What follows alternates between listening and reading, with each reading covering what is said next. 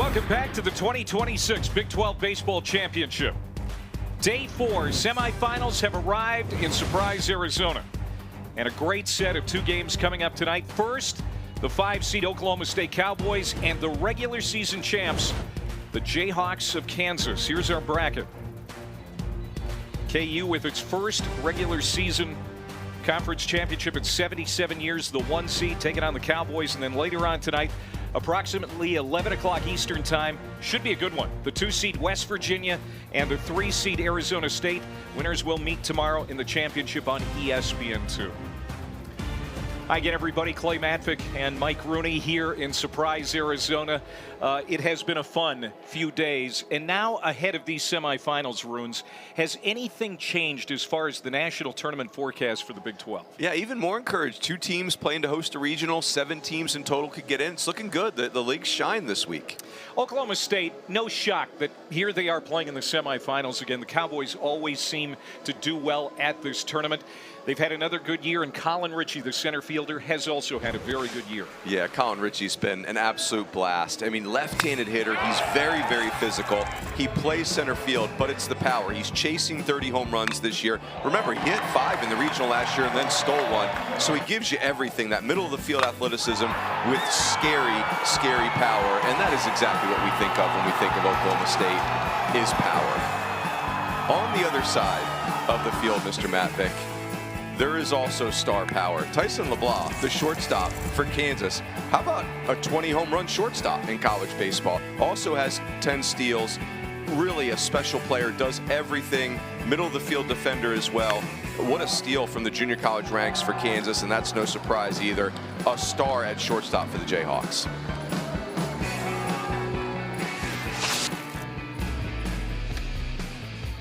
9 a.m. start yesterday for the Cowboys. They were not affected by that early time. So a little bit more suitable. And here's the batting order for head coach Josh Holliday. Alex Conover, a very good leadoff man, will lead it off again. We talked about Ritchie in the 3-hole. Look down there at Colin Bruggeman. He's been around for a long time. 10th in Oklahoma State history. Got his 200th run batted in yesterday. They are a lot to handle. Mason Cook is ready, though. The sophomore right-hander, transfer from McLennan Community College in Waco. Big 12 honorable mention pitcher. He's got good numbers. Yeah, and it's so on brand for Kansas, Clay. Like, a kid transfers from the junior college ranks. Hey, does he start as a reliever and work his way into a bigger role? No, Mason Cook came in and contributed right away. He's been awesome. And Dan Fitzgerald has done a remarkable job collecting people from around the country, from the junior college ranks, the Division II ranks in college baseball, and not just this year, but his first 4 years at Kansas, and he's had remarkable success. So we're ready to get a team on to the finals tomorrow night. Alex Conover is in the box for Oklahoma State, and the first pitch from Cook is outside.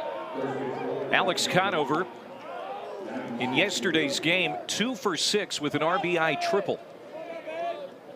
One of the 12 hits for this offense as they beat UCF 12-6. The 1-0 pitch, and Cook lands his first strike. It was a 5-run 8th inning for Oklahoma State that put that game away.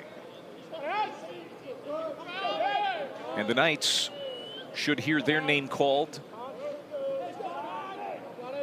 on Memorial Day for the national tournament, even though they made an exit from this Big 12 tournament before they would have liked. Really good team for Coach Wallace and company. Yes, UCF, and really incredible what they accomplished given the injuries that they battled safely in. I am with you. 2 balls and 1 strike to Conover. Swing and a miss, 2-2. Not uncommon to see Conover lead off games with a home run. He's done it 4 times this year. 14 homers. And you saw the batting average at .389.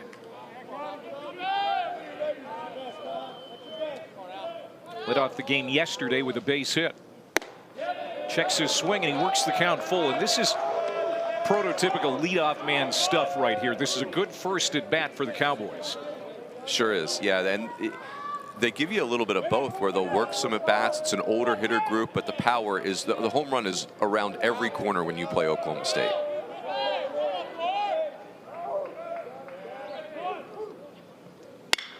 Hit hard to, well, the shortstop who's on the other side of the bag.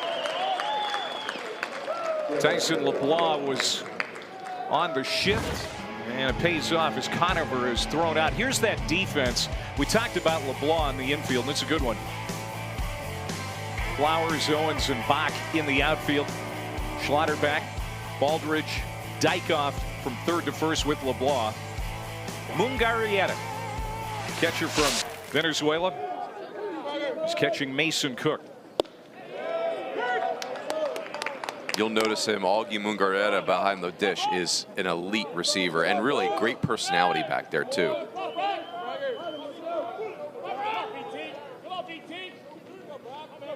So one out for Brock Thompson. Thompson 2 for 4 with a double and a run batted in so far in the tournament. Started the first 2 games of the year at second base, then took over at shortstop after a hamstring injury flared up on Avery Ortiz, which kept him on the shelf for a large portion of the year. He is back now, and he's going to be at third base tonight.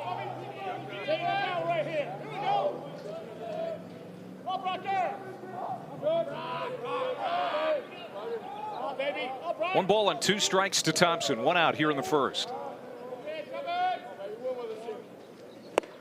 Swing and a miss for a strikeout for Mason Cook.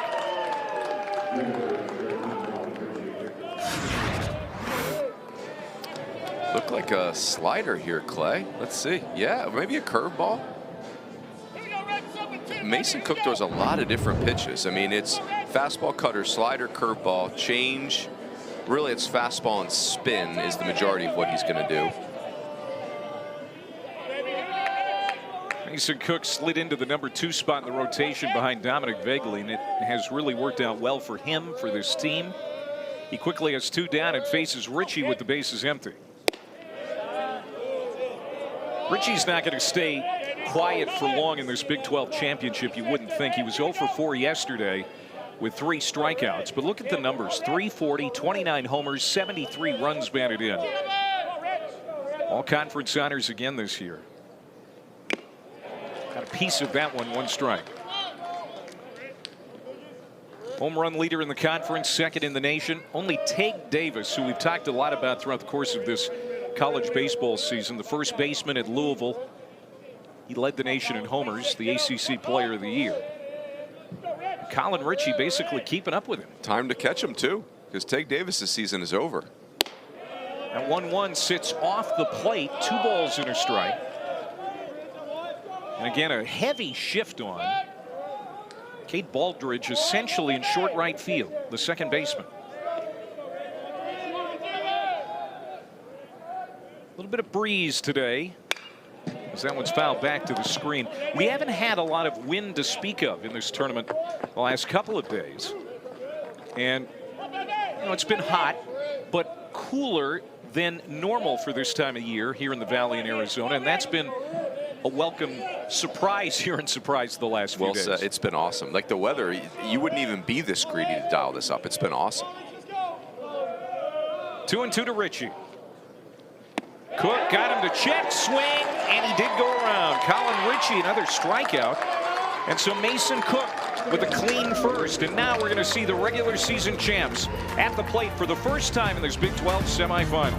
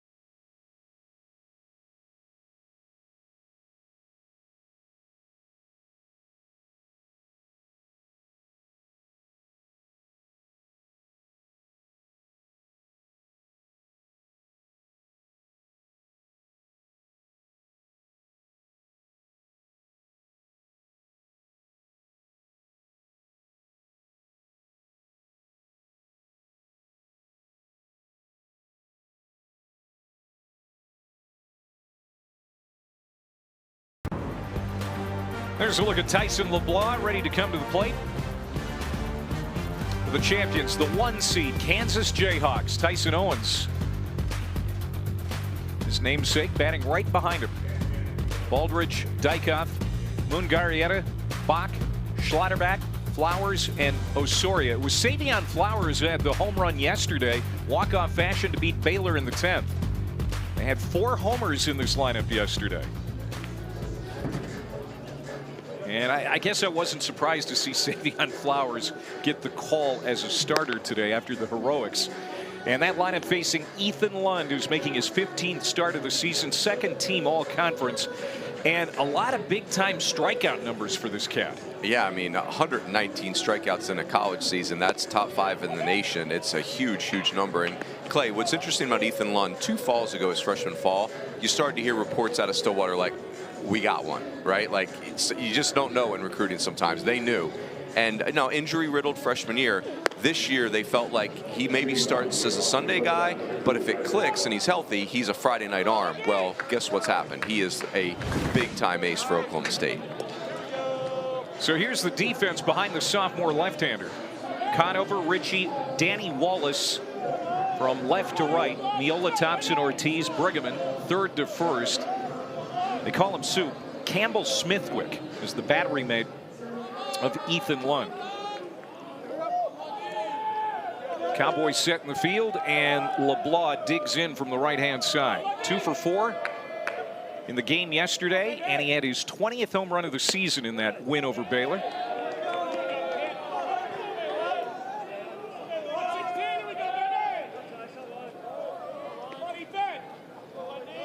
First player in Kansas history with 20 home runs and 10 stolen bases in program history, and that goes back a long ways. He's been playing baseball a long time in Lawrence, Kansas. Leads the Jayhawks in all of those Triple Crown categories. Strike. Home plate umpire is Casey Mosier. Mike Morris is at third. Jake Uhlenhop at second. And Scott Latondra is occupying first base for this crew for our first semifinal. 2-1 count, and that pitch is down and in, so a 3-ball count worked by the leadoff man LeBlanc. I mean, the stats don't wow you with this Kansas offense. Only 2 guys in the lineup hitting over 300. LeBlanc is one of them. This lineup is loaded with chemistry, and it's a walk to start the day. Ethan Lund misses 5-pitch walk. Clay, the legend Skip Bertman had an expression, how to win awareness.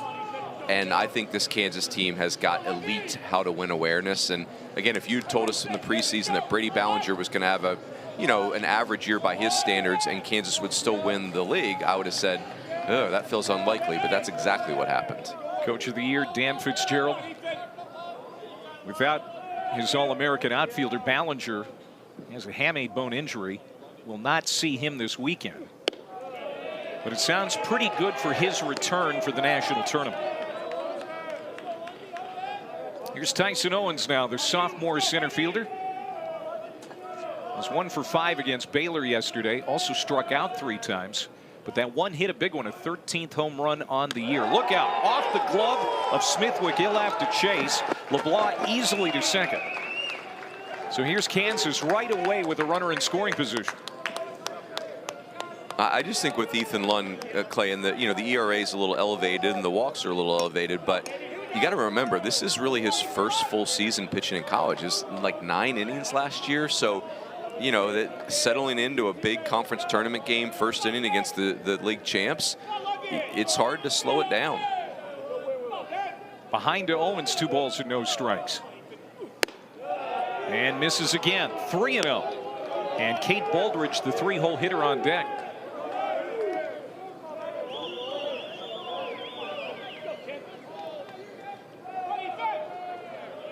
LeBlanc away from second. And there's a strike on the outside half. Yeah, when he dots it like that, it's just unhittable. That's the thing. Like, Ethan Lund's going to spray it around a little bit. Maintaining his release point can be challenged at times, but when he pures one, it's a big league pitch. 9 pitches so far, just 2 have been strikes for Ethan Lund. Brings the 3-1. That's some heat. Full count. Yeah, his fastball is going to beat some bats. Lund is coming off a 13 strikeout complete game, 7-inning win over Arizona last week. That game was in Stillwater. Payoff pitch. Walked him, just missed. Back-to-back walks to start the game.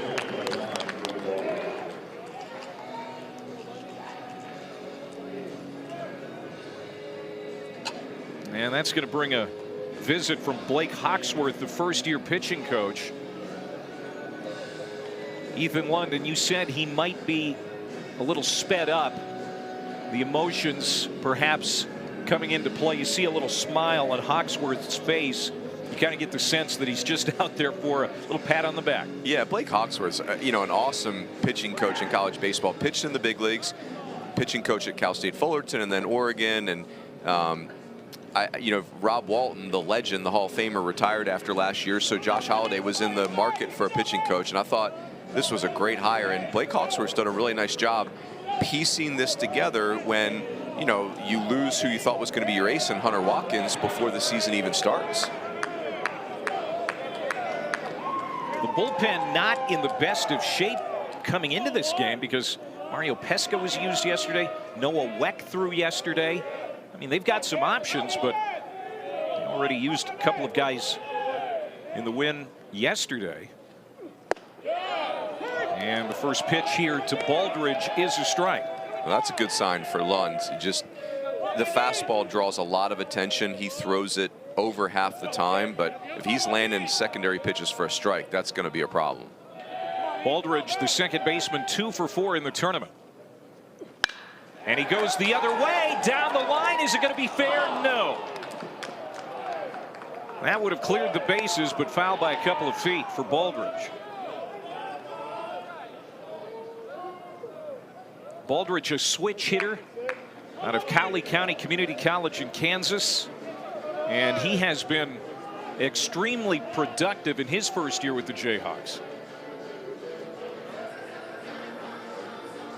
Same thing, Clay. I mean, just like a winning player, right? Like, there's not one stat that you're like, okay, that's who he is. He's just pretty good at everything. Can, gap a ball on you, can put a good at bat on somebody, can execute, and can defend. See, he finds his way on quite a bit. Currently running a 12-game on-base streak. Second team all Big 12. Trying to get the scoring started for the 1-seed Jayhawks here in the semifinal. 2 on, nobody out. Nothing in 2 the count. Got a big strikeout for Ethan Lund. Desperately needed that. Avoids giving up an extra base hit by a couple of feet. And comes back and gets the strikeout of Baldridge. It's, the cheat code to me in baseball, Clay, is when you can create swing and miss. Because you can put yourself in a corner and just punch people out, no problem. And that's Ethan Lund's got that type of talent. So 1 out, and now Lund will face Josh Dykoff, the first baseman. He's quickly ahead in the count. Dykoff 1 for 5 in the tournament. Second team all-league. Senior from Bluffton, Minnesota. .299, 14 homers, and 50 runs batted in.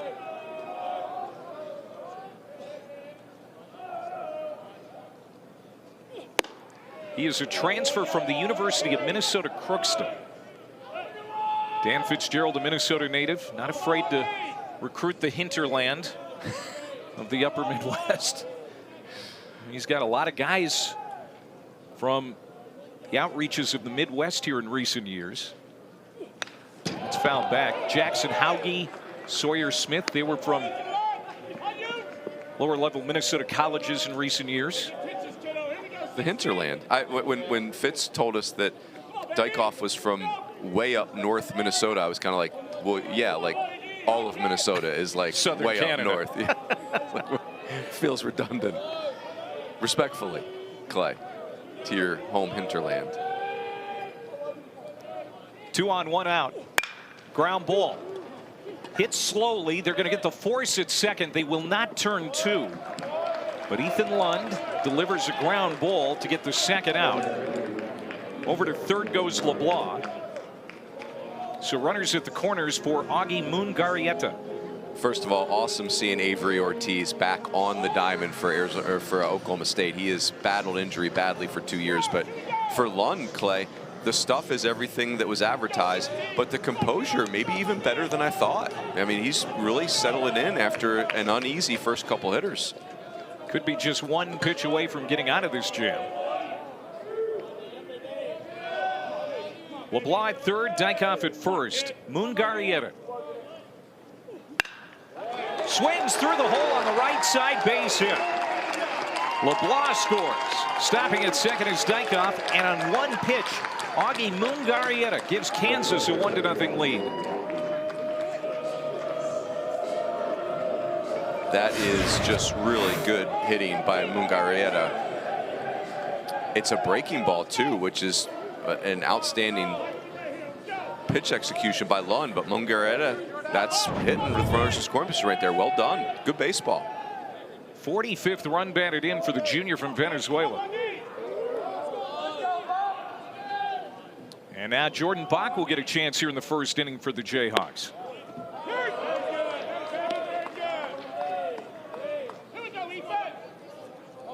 Jordan Bach out of Ladner, British Columbia. That is in Canada.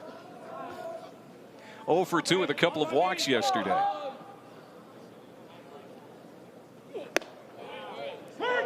Again, it's a sum of its parts roster. Yes. It's not full of stars, so to speak. I mean, there are some guys in here that have had really good years, but it's chemistry and belief, and you just never know from game to game who's going to be the hero for Kansas. A lot of really good players. The 0-2, he lays off 1 and 2. It's interesting, Clay. I saw Georgia Tech last weekend in the ACC, and they just overwhelm you with star power. Like everybody's famous. Kansas has won a ton of games with just playing good baseball.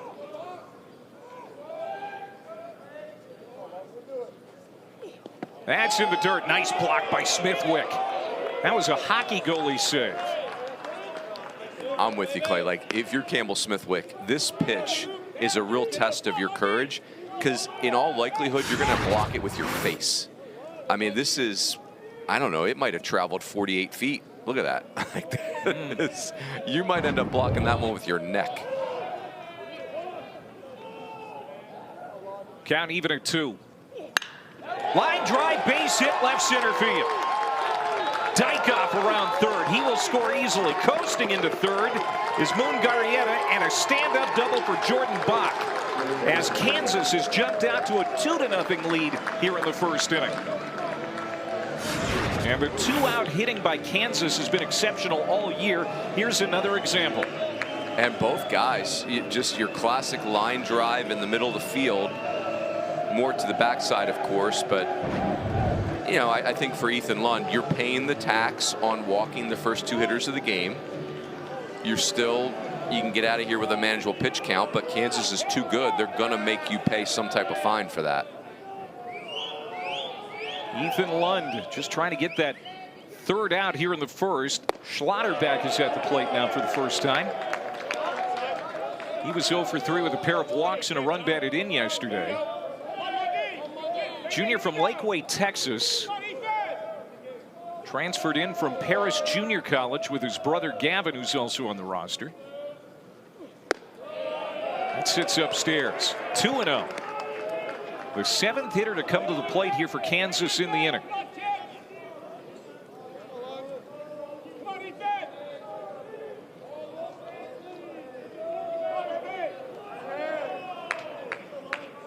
Ethan Lund opened the series against Kansas back on April 17th. Took the no decision in that 13-2 win, but struck out 7 in his 3 innings of work.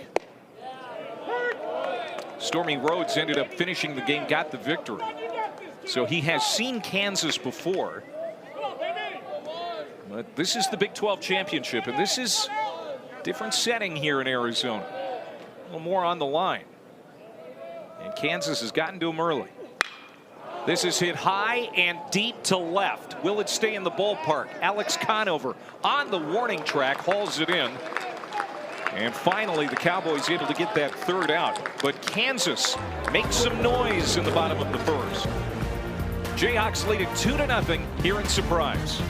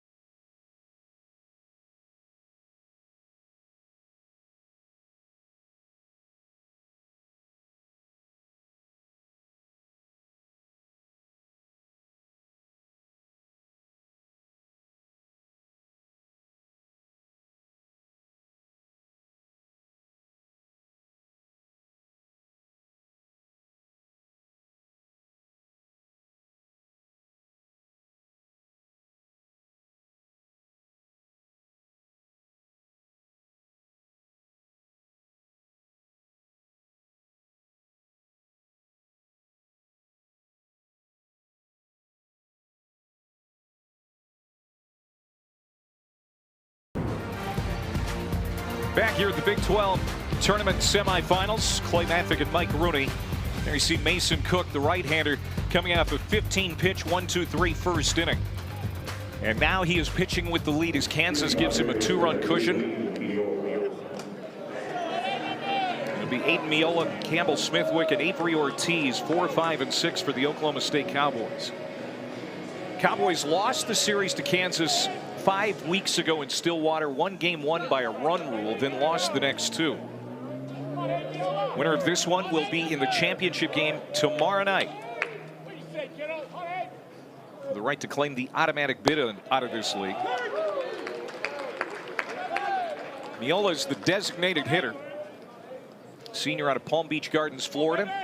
.316, 17 homers, and 69 runs batted in. 5th year at Oklahoma State, finally able to stay healthy. That has been a challenge for him. And here in second team All Big 12 this year. Most of last year, Runes, he was on the shelf with that shoulder injury. Yeah, and it's heartbreaking because Aiden Miola, this is really the heartbeat of Oklahoma State. Like this is a guy that commands the respect of the locker room. There's chop foul. That's what's interesting to me about Oklahoma State, Clay, is, you know, I am a little worried, is there enough pitching? But there might be just enough pitching, right? It's just regional, super regional from here. But the position player group has gotten healthy at exactly the right time. And it's a very old, experienced group. Some of these guys, I didn't realize, you didn't think they'd still be at Oklahoma State. But injuries have dictated that in some cases. And it's a good group.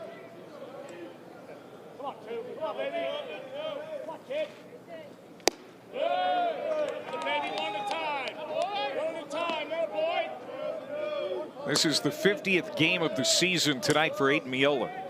That is a career high.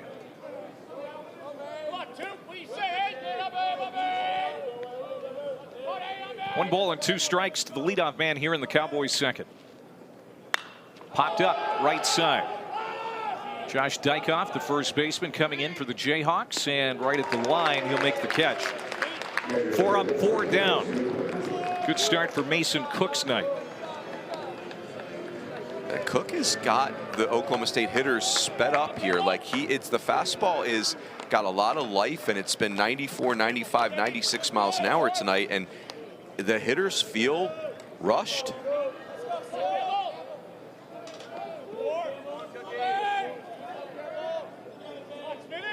This is Campbell Smithwick, left-handed hitting catcher.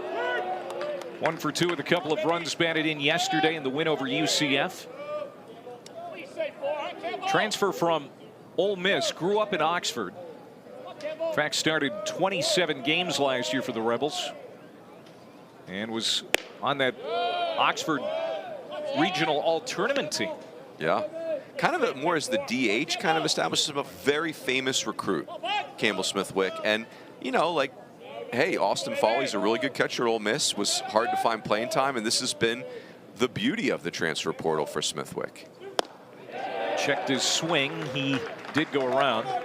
He's gotten 1 and 2. Gotten to play every day and have a really nice year. He's a very important part of the success that Oklahoma State's had.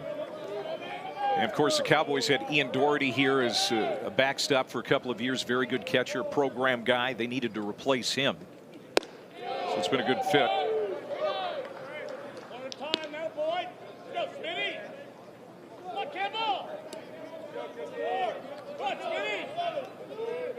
Just 2 games today in Surprise. This is the first one after 4 games each of the last few days.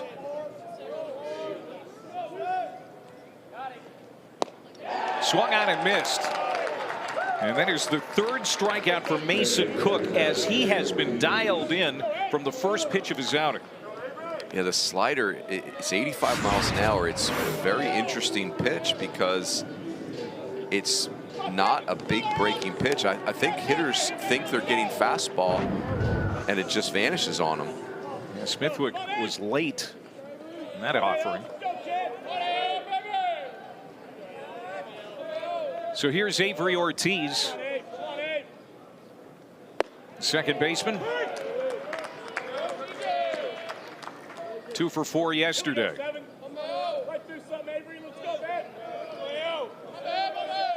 And another guy who has had a hard time staying healthy. It's been a chore for him to stay off the shelf. That's a 2-out base knock, and the first one against Mason Cook. Just the 13th start of the year for Ortiz, but he's starting to find some groove again. 3rd hit of the tournament for Ortiz. Yeah, and a really critical player. You know, nearly got to double-digit home runs as a true freshman on a team that hosted a regional, and just, I mean, if he had stayed healthy, it could have been like a 40 or 50 home run guy for his career, but great to see him in there now when it counts. Here's the big 6'6" first baseman, Colin Brueggemann. Puts it in play, gonna be a tough play. Throw is in time, getting back to the bag, Dykhoff. As Baldridge fielded that ball in right field. Able to get Brueggemann in time for the 3rd out. Dykhoff, what a nice play. Makes an attempt at the ground ball and gets back there. Not easy to execute. Well done. The main obstacle has been the same throughout my life, is you're not big enough, you're not fast enough, you're not strong enough.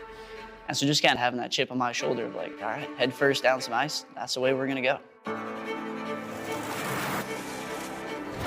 Working with KRT Athletic Muscle Cream has helped me improve every aspect of my physicality. So being able to have my muscle, my joints, and my tendons healthy, not cramp up, and be ready to achieve the extra reps, because those extra reps are what's gonna make the difference between a medal and a non-medal.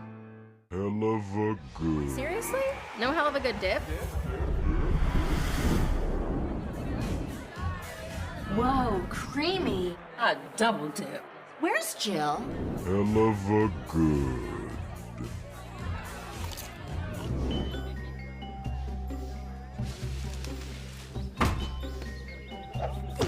It's not a party without hell of a good. Hell of a good. Hello? We truly are a different league. They have done it. A top 4 seed in the college football playoff. The Horned Frogs leap their way to the College Cup. They're down. Omaha bound. Let's take cover. Can you believe it? Put that on the highlight reel. National champions.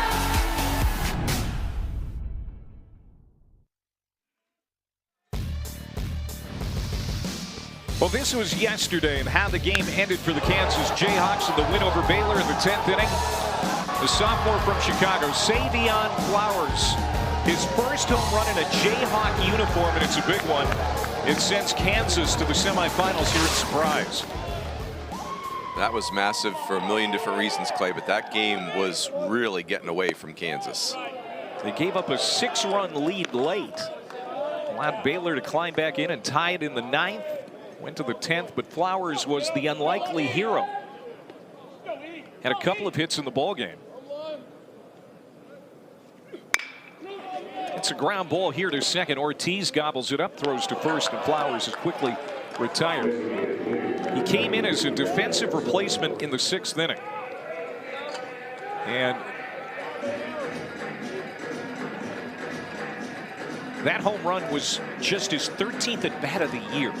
And we said it before, it's just from game to game. You never know for Kansas who's going to be the hero. Yesterday it was Flowers. And again, they need someone to emerge in left field because Brady Ballinger's going to be out for the rest of the weekend. Dariel Osoria is the designated hitter, batting in the 9 spot in this game. Senior from the Bronx, 0 for 4 yesterday. Hits it on a line, and it skips into left field for a base hit. That was well struck. And the 3rd hit for the Jayhawks. One time through the order, and now back to the top, and Tyson LeBlanc. Good to see Osoria playing better down the stretch here. Yeah, had an outstanding year last year, 961 OPS, but it's down in the 770s this year. He could be a key piece for Kansas in the postseason.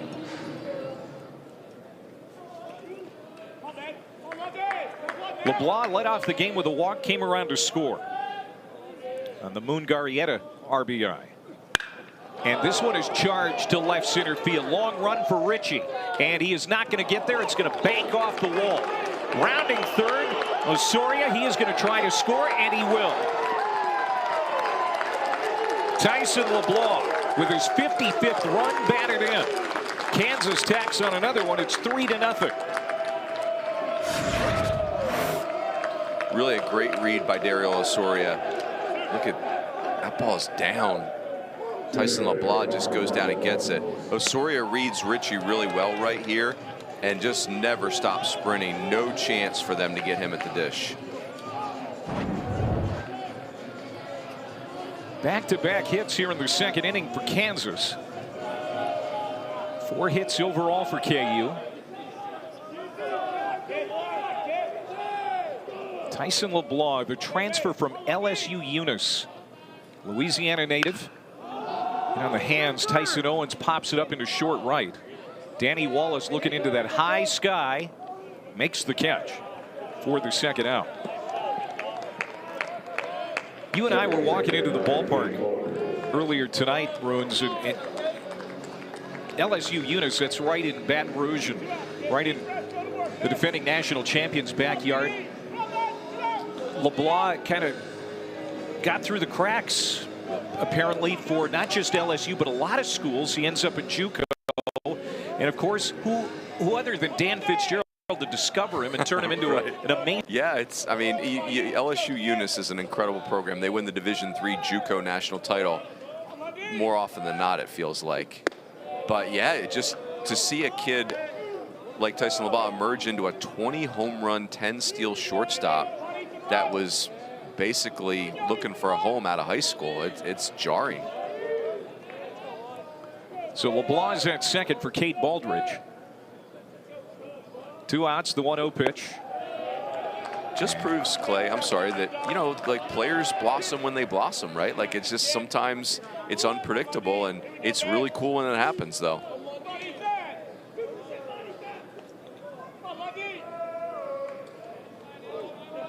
Now, he has been a fun story, as so many of these Jayhawks have been. Chopper up the line at third, charging Miola. In time to get the runner. Kansas will add another one. RBI double from Tyson LeBlanc, his team high 55th. 3-0 Jayhawks.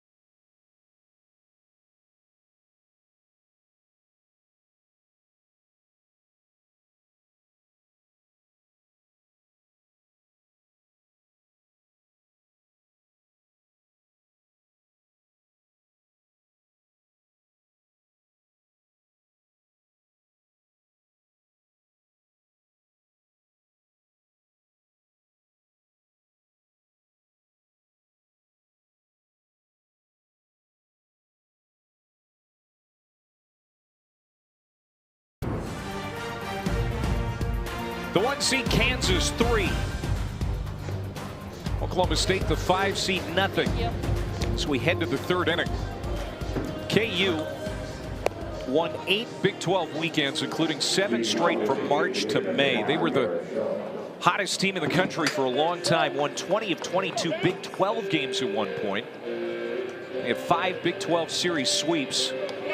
This team fed off its own momentum. And I get the sense in this semifinal here so far, Runes, that there's some momentum building for the Jayhawks again tonight. Yeah, this is my first real detailed look at them, and what a fun group. I think their starting pitching is what stands out for me, but the position player group is just so fundamentally sound. Oklahoma State's designated hitter Garrett Shull in the 8-hole leading it off. He'll be followed by Danny Wallace and then the leadoff man Alex Conover. Garrett Shull out of Enid, Oklahoma. 214, 14 homers, 37 runs batted in. Had a triple and a run batted in yesterday, going 2 for 5. Sophomore switch hitter. You saw the batting average and you saw the home runs. It's kind of all or nothing with this guy. Almost half of his 30 hits this year are homers. If you're going to be a Bear, be a Grizzly? Is that what that is? I think so. Go big or go home. 1-1 to Shull. Big swing and a miss. 1-2. Mason Cook sent down the first 5 Cowboys he faced here tonight. Gave up a hit to Ortiz last inning, but no damage done. So far, so good for Mason Cook, looking for his 5th win of the year and hoping to get Kansas into that title game tomorrow. Another strikeout for Mason Cook. That is 4 tonight. And he adds to Kansas's program record for strikeouts. I mean, it's been a remarkable year in so many categories, strikeouts among them. Yeah, it's you start with Dom Vagley and Matisse Nerol. Their French starter has been really successful, and Mason Cook. And I mean, Mason Cook, this is a live arm. I'm impressed with his arm talent. This one is popped back by Danny Wallace. Wallace in the lineup tonight for Oklahoma State. Did not play yesterday. The freshman from La Vista, Nebraska. That's a Omaha suburb. 213, 5 homers, 11 runs batted in, making his 24th start.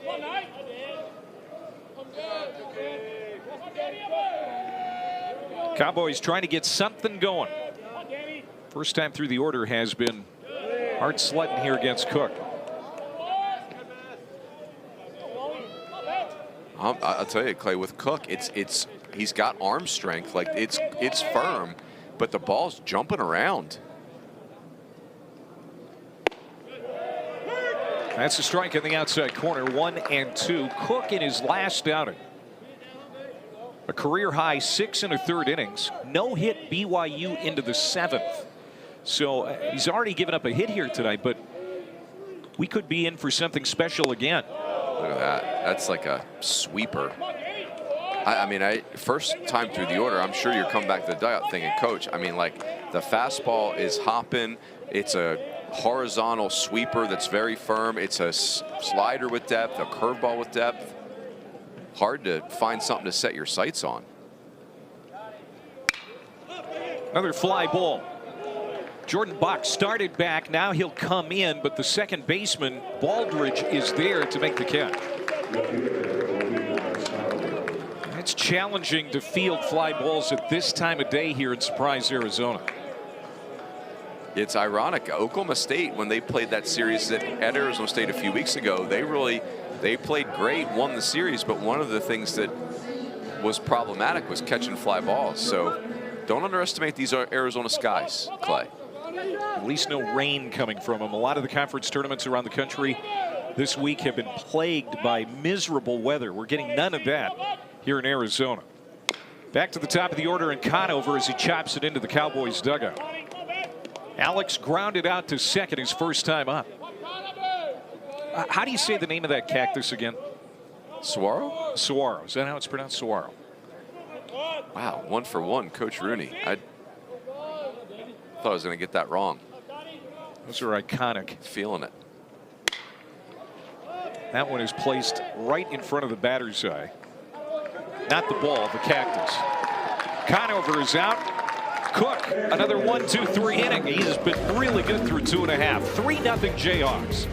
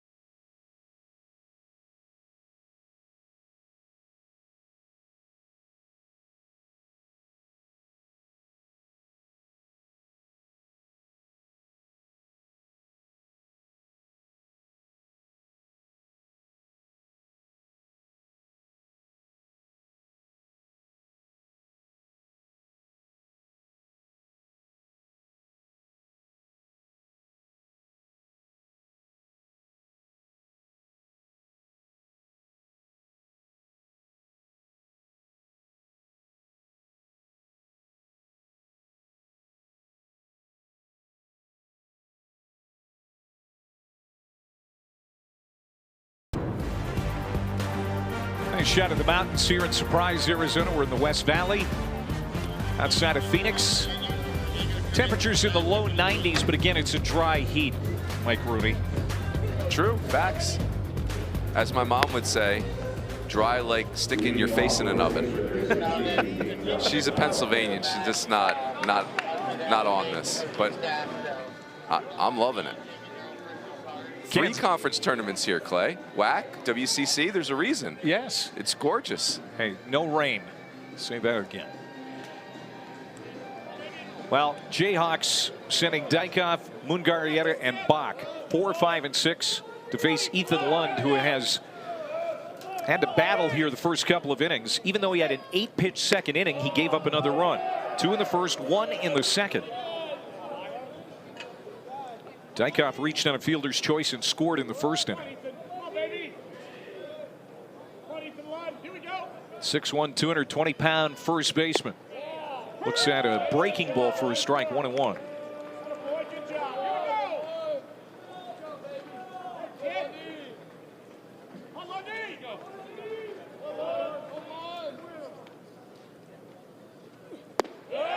That fooled him. 1-2. You know what Kansas reminds me of, Clay, is I think about like a basketball team where there's no star, but everyone's like a 6'5" jump shooter, and everybody can make shots. They're so sound. Popped up on the infield and now drifting back into the center field grass. And it is the shortstop, Brock Thompson, who makes the catch for the first out. And those are the kind of teams that you don't want to see in the first round of the national tournament. It goes for basketball. It goes for baseball, too. I think Kansas is going to give fits to some people, no pun intended, in the national tournament. Yeah, because when you play a team you're not familiar with, the first thing you do is, okay, who's their star? How can we take him away? Well, who are you circling in? I mean, LeBlanc, maybe, but I don't think he's that extreme of a star that the depth of this lineup's plenty good to overcome that. And that's taking nothing away from LeBlanc, who's had a good year, but again, it's a sum of its parts team. 1 through 9 in the lineup. Pitching staff, you could say the same. Augie Mungarieta, junior from Venezuela, the catcher, with an RBI single his first time around. Spent last year at Northwest Florida State. Before that, he was at Rochester Community and Technical College in Minnesota, and I guarantee you that's where Fitz first got his hands on him. Yep. Needed another year of JUCO and then brings him to Kansas, and look at what's happened. Yeah, Mungarieta's first at bat, very indicative where Kansas gets the 2 walks, a lot of momentum, and then Lund settles in and gets 2 outs and kind of stems the tide, and then Mungarieta just pokes that single to right and scores the run. Huge. But that's a veteran play. That's what an experienced hitter does, is says, I'm going to take a single the other way, score this run, and let's go.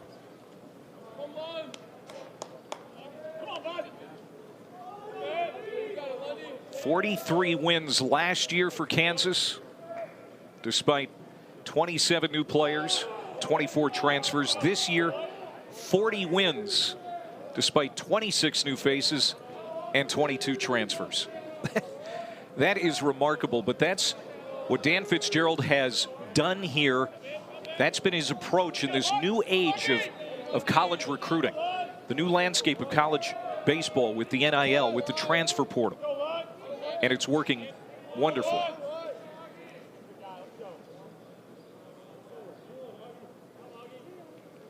The 1-2 pitch. I think, foul. Clay, to your point, when Dan Fitzgerald was hired by Kansas, you know, Dan Fitzgerald's reputation in college baseball is incredible, right? But still, you're like, you know, what could he possibly do, right? Like, what are the resources going to be? It's a basketball school, cold weather, etc. Well, first year 8th in the league, then 6th in the league, then 2nd in the league, then win the league. I mean, just an incredible trajectory. Again, the 1-2, that's going to skip short of home plate again. By the way, Clay, I'm about to say Mungarrieta for the last time. From now on, Augie. Augie? That's fine. It's a great first name. Well, it's a great baseball name. Yeah, and it's 3 less syllables than the last name.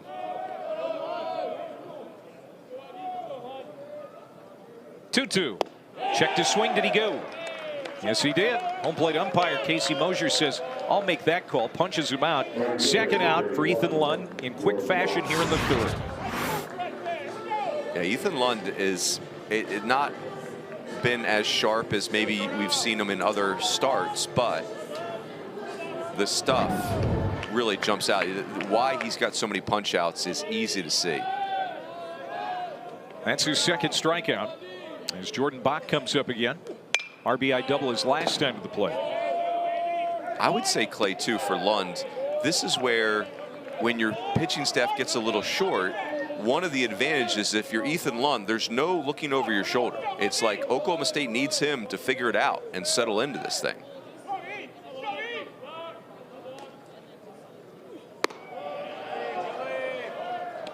Ethan Lund has had some big strikeout games.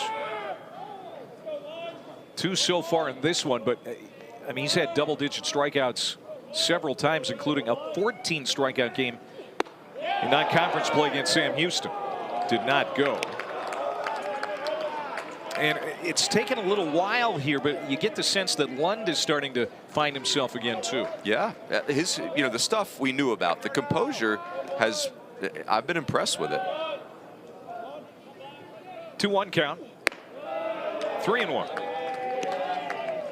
Again, Clay, the first inning, I mean, the data tells you everything you need to know. We know that leadoff walks score 137% of the time. We know this. Is that what it is now? 137? Yes. Unconfirmed, but yes. They walked LeBlanc to start the first inning, led to a run, and kind of got Kansas rolling. They scored 2 in the first, 1 in the second. Lund is trying to have a clean third. 3-2 pitch. Stays high, 2-out walk. Jordan Bach reaches base. He'll pass the bat to Schlotterbeck. It's a characteristic of great offenses that even when a pitcher starts to find it and has an easy inning looming, somebody extends it like Bach just did.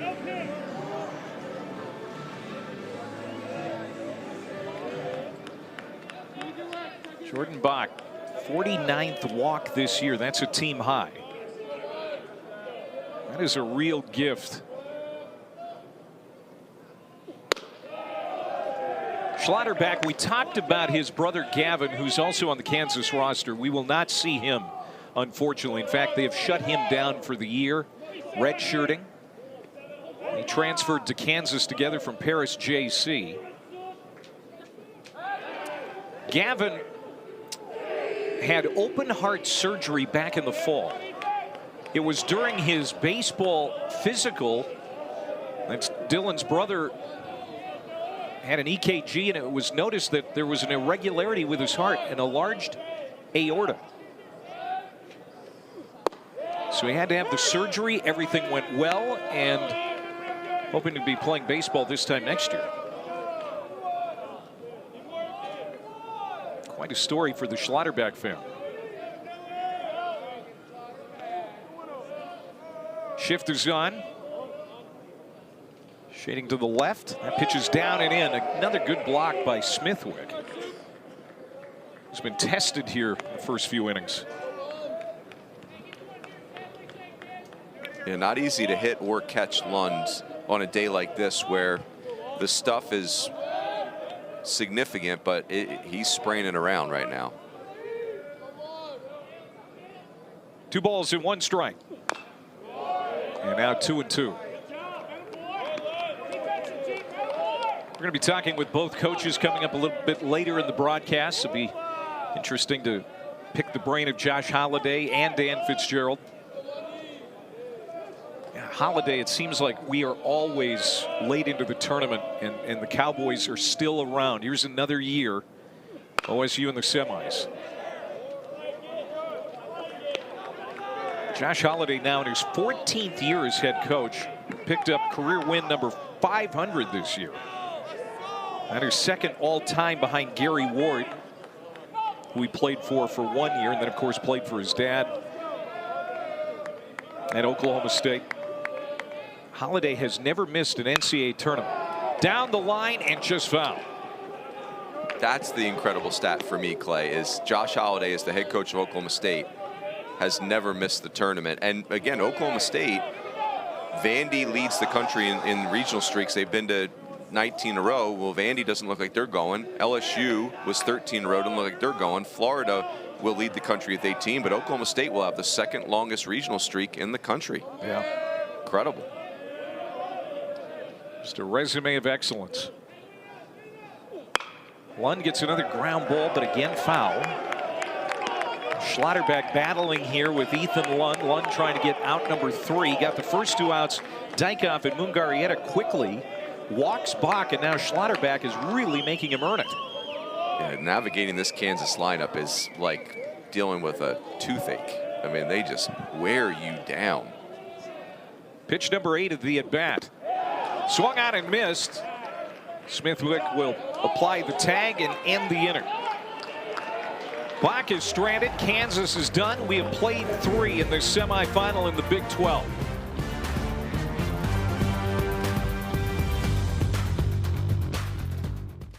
Old Trapper Beefs. Pack smash. My peanut butter and jelly. Ew. Oh no.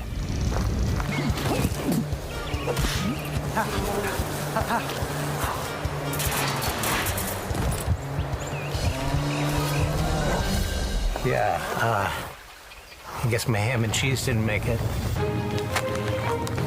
Old Trapper. What's your beef? Now that's a great view. Yep.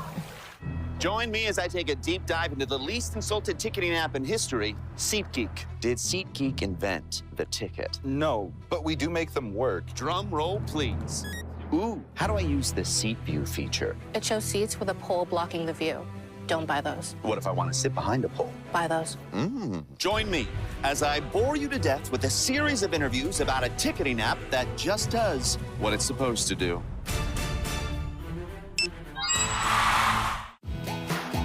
We truly are a different league. They have done it. A top 4 seed in the college football playoff. The Horned Frogs leap their way to the College Cup. Bear down. Omaha bound.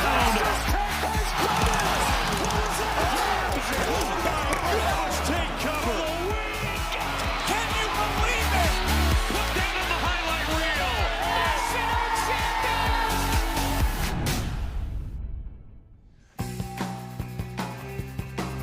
New NCAA tournament projections for the Big 12 from D1Baseball.com. The biggest change, Arizona State now a projected 2 seed after yesterday. UCF now a projected 3 seed. So Arizona State going up, UCF going down. The good news for TCU, they're still projected to be in the field.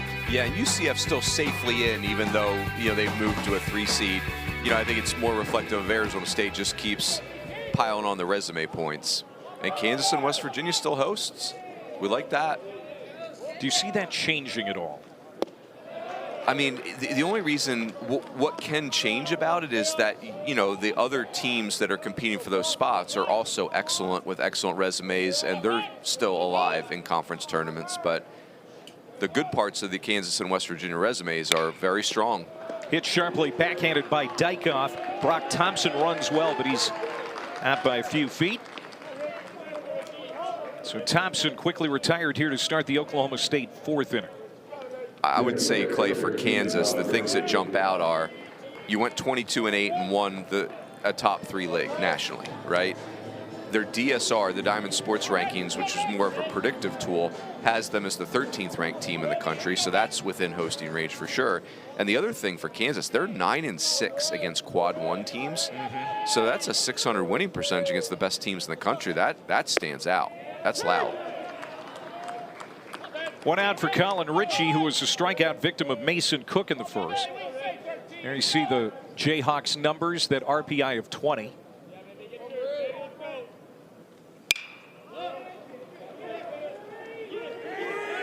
Long run, and not able to get there is Savion Flowers. I think Savion got closer to it than he thought he was going to. I wonder if he lost it. I mean, that when you're running that hard, it's keeping your head still to see it well. Clay, one more thing on Kansas, and this applies to West Virginia too. Of all the teams that are host candidates, none of them have as many road wins as these two schools. 19-19. That's a big deal.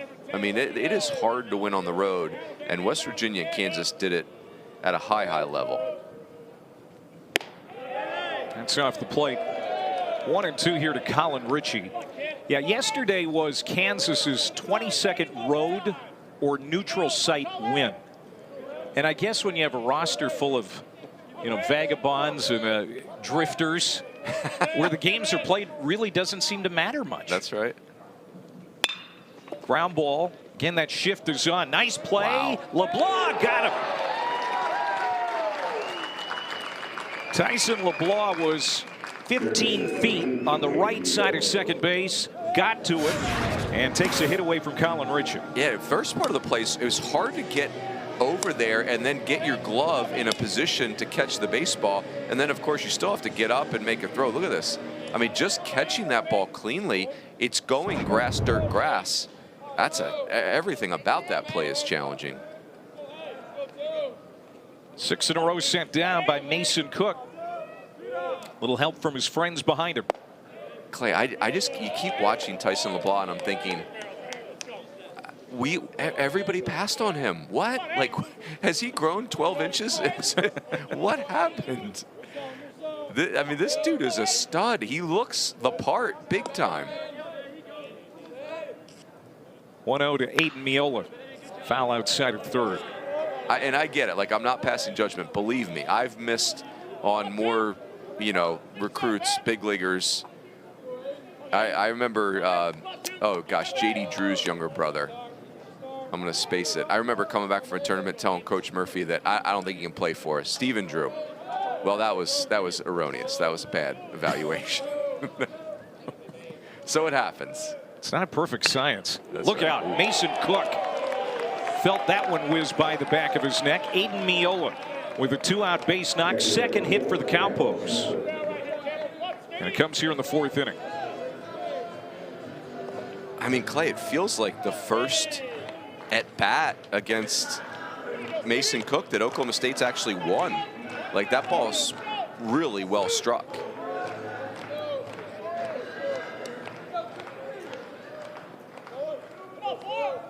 Campbell Smithwick will try to keep this inning going for Oklahoma State as they're down 3 here in their semifinal.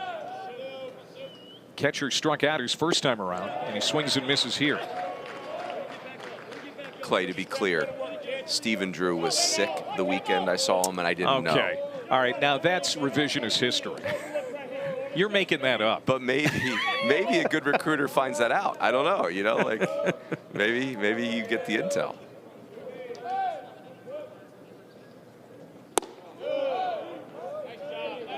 I got bad eyes, but they're not that bad. Yeah, the movie Moneyball, one of the main story arcs in that movie was the fact that it's not an exact science. Yes, scouting, recruiting.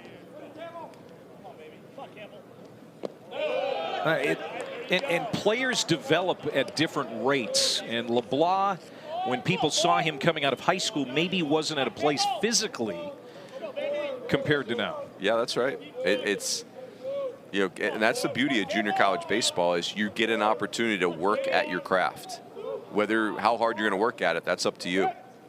2 balls and 1 strike. Miola at first for Oklahoma State. Another foul ball here. Smithwick down a 2-2 count with Mason Cook, who has looked really good through 3 2/3. No runs, just 2 hits allowed.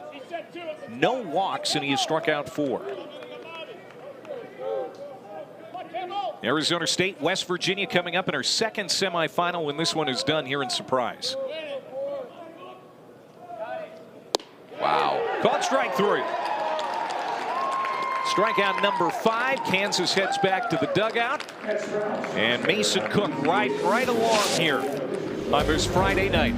Mason Cook, little backdoor breaking ball. Very impressive, very talented right-hander.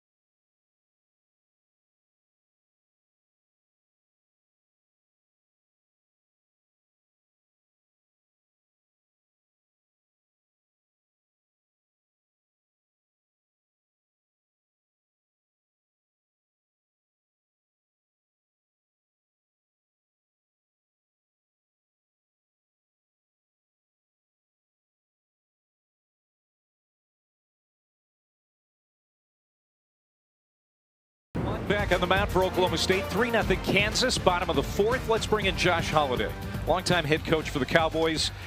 Colin Ritchie has had such a great year, Coach. The numbers, we've talked about him here tonight. What makes the junior so special? Well, you know, there's a lot of things that make him special. He's unique in that he's a big, powerful, strong athlete, but also very capable of playing center field, and obviously strong as a bull. Oh, there you go. A little first pitch out. Come on, catch that. We can talk all night if that's going to happen. Who knows? Yeah, he's just a unique athlete. He's extremely strong. He runs really well when he has to accelerate to a ball in the outfield. So you have a 225-pound guy that can, run around in the middle of the field, and then on offense, he's just really developed in all ways. He's a complete hitter. He hits the ball at all fields now, obviously much better than he did upon arrival. Like most kids in high school, he didn't get a lot to hit as a senior. And when he got here, he had a lot to learn just because we put him right in the fire as a freshman. But he's strong, hits the ball at all fields, and he's got the kind of power that if he gets in a streak, it's some of the best carry-you type talent that we've had. He's had his moments where on any given weekend he can carry a Friday, Saturday, and Sunday. So a lot of awesome ingredients. His work ethic is exceptional. He's a durable kid. All the ingredients you're looking for in a ball player. And ever since he got here, he's done nothing but work hard, improve. All right, if we catch that, I'll definitely keep talking to you. There you go. Yeah. So you're on a hot streak, Josh. But Collins, he's all the things that you're looking for. He had a chance out of high school to sign professionally with the Orioles. Chose the college route. I felt like he had just things to accomplish in college, things to learn, and thought that the college environment would be ideal. And I think 3 years later, you're seeing a really well-rounded, kid that is having a record-setting type year. I mean, quietly has 29 homers, I think, and that's hard to do quietly, but he is, and just an excellent all-around player. Josh, I'm sitting here trying to figure Mason Cook out. It almost feels like a sinker slider guy with a really good arm strength, but that's what feels oversimplified. What's the plan you're giving your hitters against Cook? Well, we've seen him once before this year in Stillwater, and then obviously he had a pretty good body of work in the games prior to and since. But he really moves the ball. He has multiple types of breaking balls. He has a curve and a slider. He also throws a cutter, and he has a 2-seam and a 4-seam. So he doesn't really ever repeat the ball in the same spot much. It's moving different speeds, different quadrants, and spinning different. So we haven't done a great job just yet anyway of getting a mistake. And to his credit, he hasn't really made any. So we just have to keep competing with him. Maybe dig one out of the bottom of the zone, fire it in the gap, and then just see if we can't outlast him a little bit. 2 outs here. Ethan Lund starting to really settle in as we're talking to Josh Holliday. Coach, what are you noticing from Ethan Lund here? He's kept Kansas off the board the last couple of innings. Well, he's just been so fun to watch him develop this year. He's one of those kids that I think he understands now just how great he has a chance to be. And he's been chasing excellence every single day. His work ethic is amazing. The discipline between starts. He loves the art of pitching. He loves the art of training, the nutritional side, and just he's diving into all the mental skills now to just making himself an all-around pitcher. So watching him go from start to finish this year has been a joy. And he's got big league stuff. They did a great job in the first inning of hitting a couple of really good pitches to the off gap when they needed it with 2 outs. So credit to them to hit the breaking ball the other way. But he's got 3 pitches, fastball, curveball, slider. Probably continue to add to that repertoire as time goes on. But for just a sophomore, this is a special talent, man. What a gift to get to coach him. Coach, we appreciate your time. Okay, thanks, guys. Coach Holliday. And again, said it before, no shock seeing Oklahoma State with another deep run into the Big 12 tournament, playing here in the semifinals, and that is a breezy 1-2-3 inning for Ethan Lund. We have played 4 here in Surprise, 3-0 Kansas.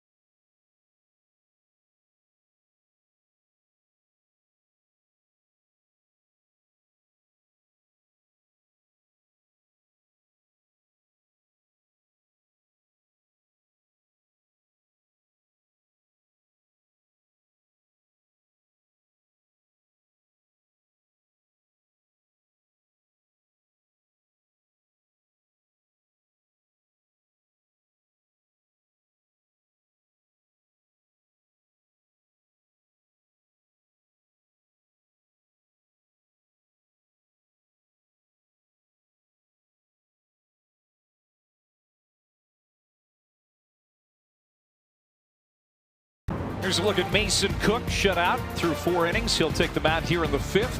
Semifinals of the Big 12 tournament. Clay Matvick, Mike Rooney, ready to be joined by the Big 12 Coach of the Year for the 2nd year in a row, Dan Fitzgerald from the Kansas dugout. Coach, it's been a remarkable run again for your team this year. You're starting to get a lot of national attention.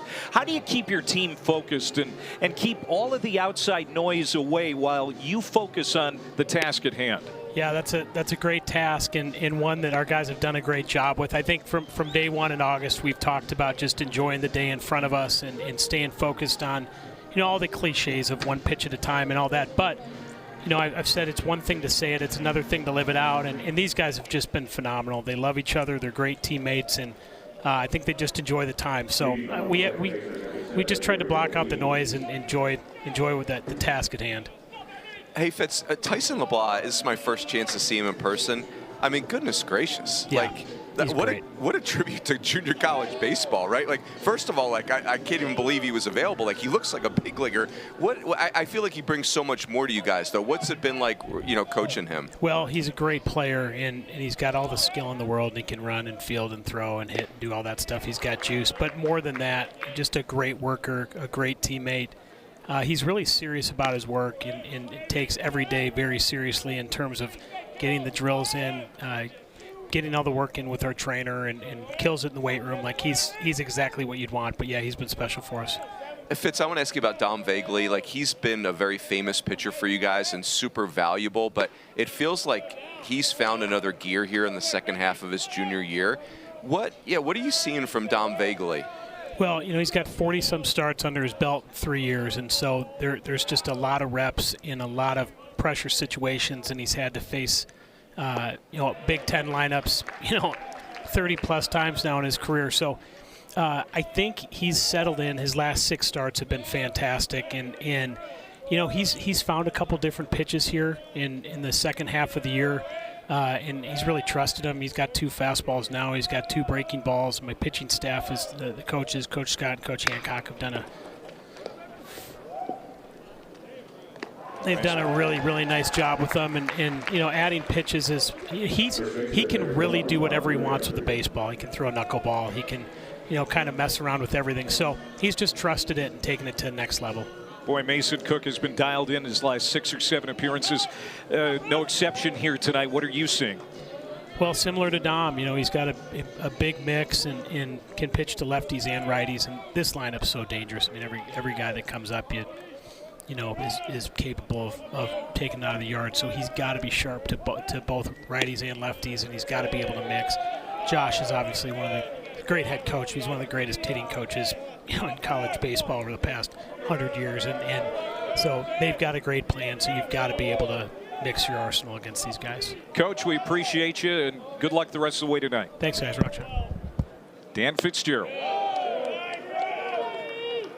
A lot of praise has been heaped on this program in a short amount of time.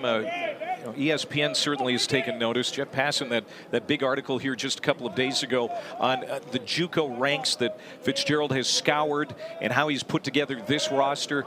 So many people talking about Dan Fitzgerald and the job he has done in Lawrence, Kansas. I also think, Clay, I'm certain that when Kansas hired Dan Fitzgerald, they were very excited. But I bet you this has way exceeded their expectations, because Dan Fitzgerald was so ready and so organized. Like, the staff he put together right from the jump, you're like, dang, all right, this guy is on it. And the way the roster's been constructed, the way, I think one of the cool things about Kansas, they're just so unique and so comfortable in that they spin the ball more than any pitching staff in the Big 12. So again, like, the attention to detail, the attitude of the program, maybe we shouldn't be surprised they've gotten this good this quickly. That's up and in, and a free pass. First walk allowed by Mason Cook. He walks Colin Brigham, and after getting a ground ball out off the bat of Avery Ortiz. So a 1-out base runner for Oklahoma State as they try to get something going here against Cook in the 5th inning. It'll bring up the DH Garrett Scholl. And this is kind of what Josh Holliday said, like, Mason Cook is a lot to game plan for. You get different pitches in different quadrants all the time. So if Oklahoma State's going to do something, Scholl running into a ball right here would be critical. Fly ball, short left field. Flowers started back. Now he'll gallop in and make the catch. So Scholl is quickly retired for their 2nd out. Going to bring up Danny Wallace. No surprise, though, that Fitzgerald has his finger on the pulse of the lower levels of college baseball, the community colleges, the JUCOs, the Division II programs. I mean, he spent a lot of time and successful years at Des Moines Area Community College. A lot of the guys that were on his coaching staff then are on this coaching staff. He knows how to turn that talent into something special. Snap throw to first. Back is Brigham. And again, like at a DMAC, as it's affectionately called, it's just all on you as the coach and the player. Like, Des Moines is a wonderful town, but it's a very cold place, right? And you're Yes, the baseball coach, and you're selling opportunity. You're not selling sizzle. Like, you're selling steak, but by the way, you've got to go buy the steak, make the steak, and then clean up after yourself. Like that. That's the beauty of junior college baseball. It is the ultimate lunch pail path, but when the kids make it, it is so beautiful. Strike. 1-2 to Wallace.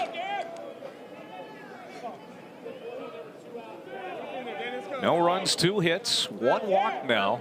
5 strikeouts for Mason Cook through 4 2/3.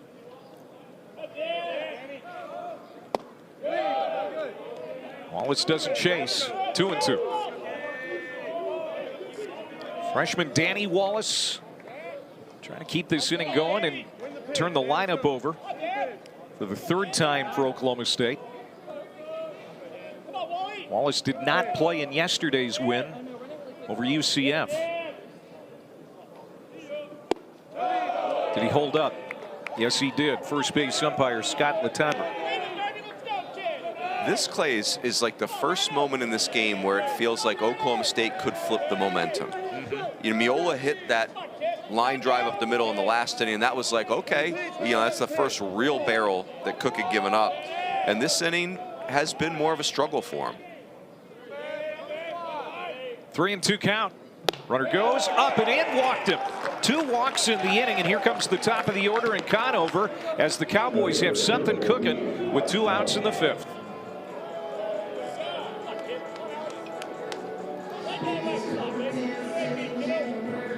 I wonder if we'll get a trip to the mound here, Clay, because it does. Cook has lost a little bit of the feel for the break and pitch. And now the tying run comes to the plate. Alex Conover has had a big year. The leadoff man, 14 homers on the year. First team all Big 12. 11 of those homers came in Big 12 play. He hits a liner screaming foul.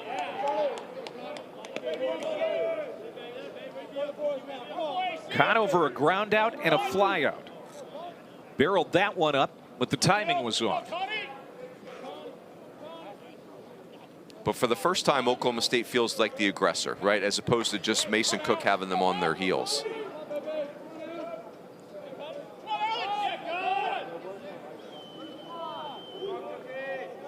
One strike to Conover. 2 on, 2 out.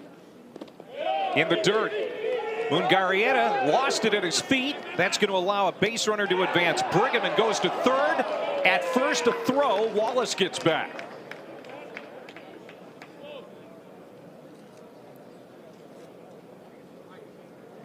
Mungarrieta blocked it, but then couldn't find it.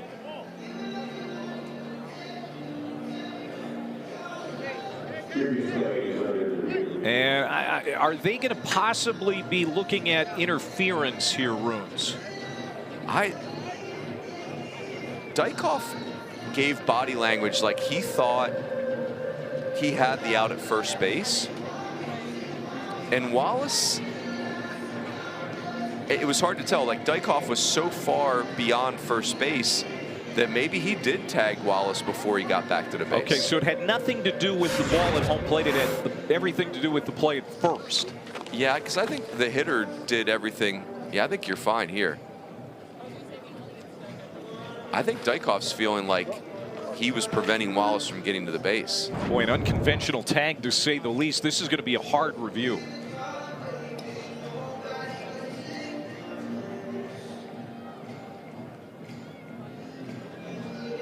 I've always thought on plays like this, Clay, and you know, the umpires typically try to not stick their nose in this, but if you're the first baseman, Dykoff in this case, and you know, the flow of the play gets you caught in the baseline and you're creating and obstructing the runner from getting back to the base, to me, that should be a safe call, right? Because the runner, you can't obstruct the runner from getting back to the base just because you ended up in the baseline. But it just very rarely, the umpires are, and I like this, they're hesitant to insert themselves in a situation like that. The letter of the law is you can't unless you're receiving the baseball. And that's where it's a tough judgment call, right? Like, was Dykoff receiving the baseball there? I mean, yes. So this is our first review of our first semifinal. The call was safe at first base. The umpires are looking at it right now. I'll tell you, the one benefit for Kansas, regardless of how this call goes, Clay, gives Mason Cook a chance to reset.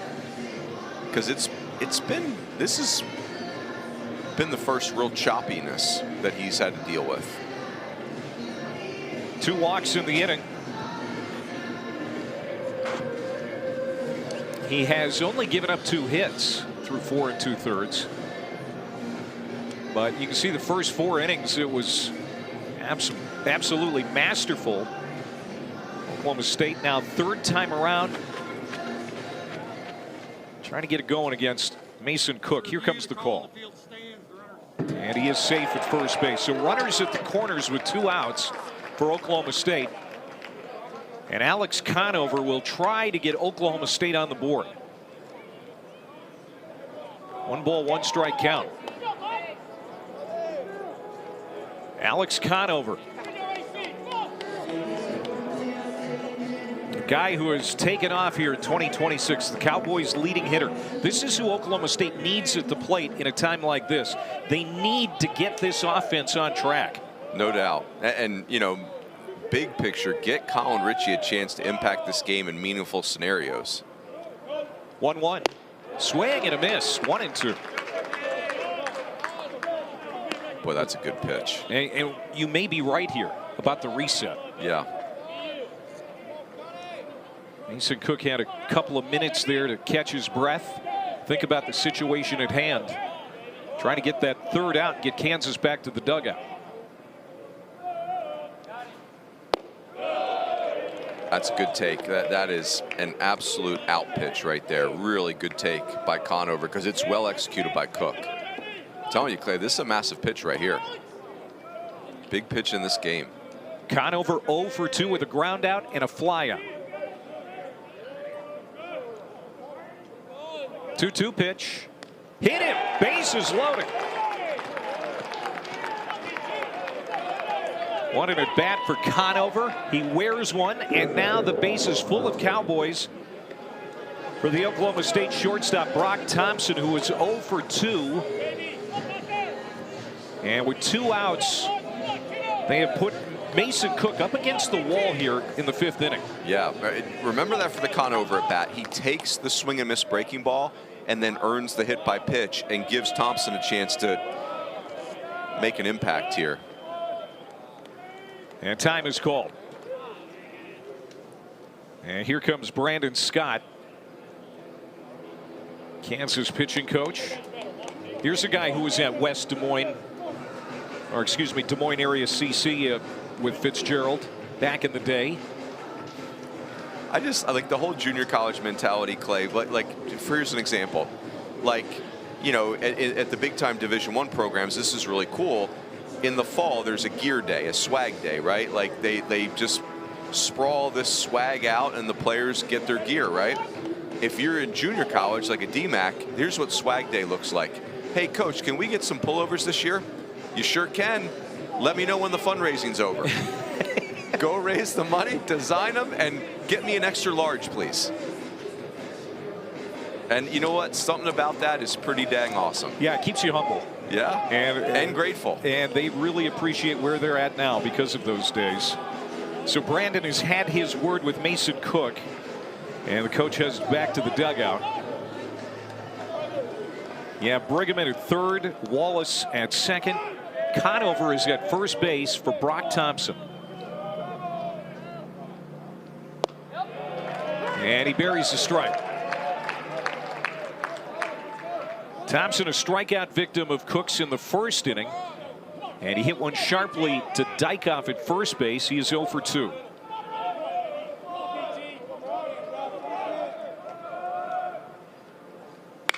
Hammered but foul. Boy, Thompson really turned on that one. I'll tell you, Clay, if you just twist the field around a little bit off the bat, that felt like it wasn't staying in the yard. Well, Conover hit one on the screws like that in his at bat, but foul. So the timing is starting to pick up here for Oklahoma State. Check swing foul into the Kansas dugout. And so now Mason Cook needs one pitch to get out of this jam. Yeah, and see now, Clay, it feels like a real fight. Like the first couple innings, Cook was just dominant, and now the Oklahoma State hitters are punching back. This is fun.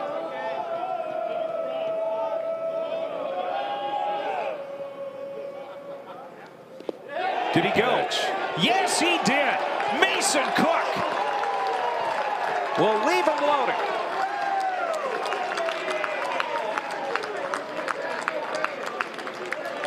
Mason Cook gets himself off the hook in the 5th inning. It stays 3-0 Kansas.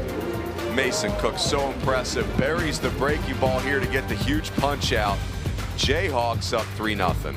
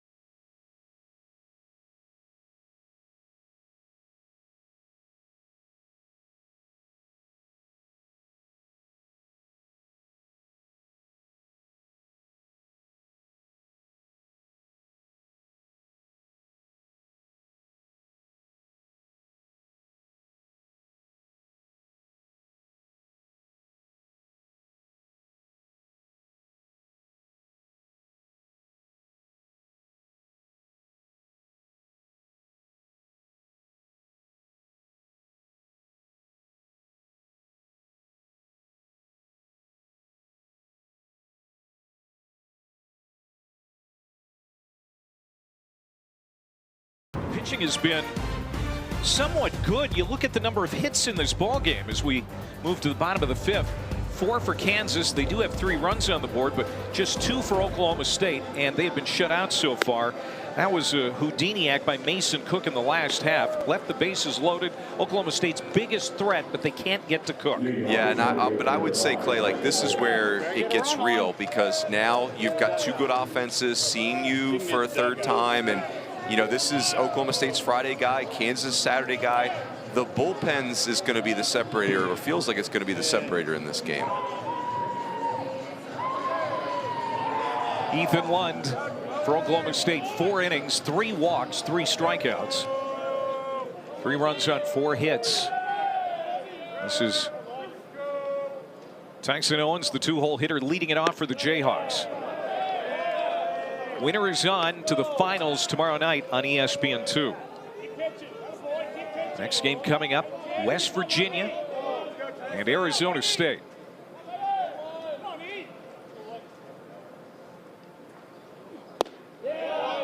Strike from Lund, 1-1 the count. It is interesting, Clay, though, like, you know, if you believe the job of the starting pitcher is just keep it in order and give your team a chance, check and check. But, you know, obviously, for Cook, he's been more dominant. Lund has had to fight for it more. But both guys giving their teams a chance. Kansas got 2 in the 1st, 1 run in the 2nd. But in the 3rd and 4th, Ethan Lund has been really good. Just 1 base runner for the Jayhawks in those 2 innings. It was a free pass to Jordan Bach. Tyson Owens, a product of Cochise College here in Arizona.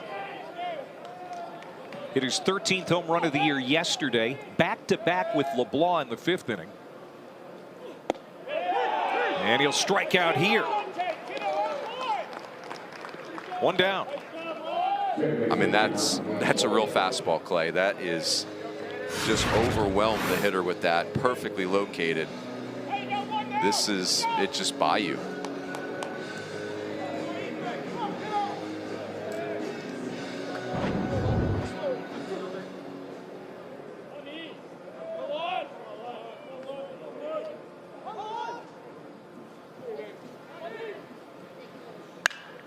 Baldridge the other way. That's going to be a base hit into right field. Kansas second baseman with his first hit. 1 out base runner for the Jayhawks. That's an interesting part of Kansas that I maybe didn't anticipate, Clay. There's parts of this lineup where they're really aggressive first pitch of the at-bat.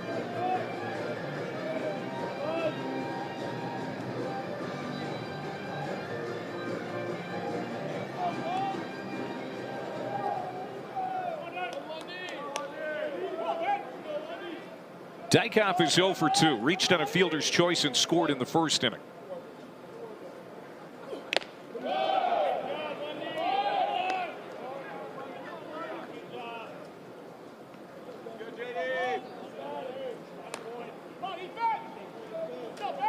The ERA team-wise for Oklahoma State coming into the night, 6.17.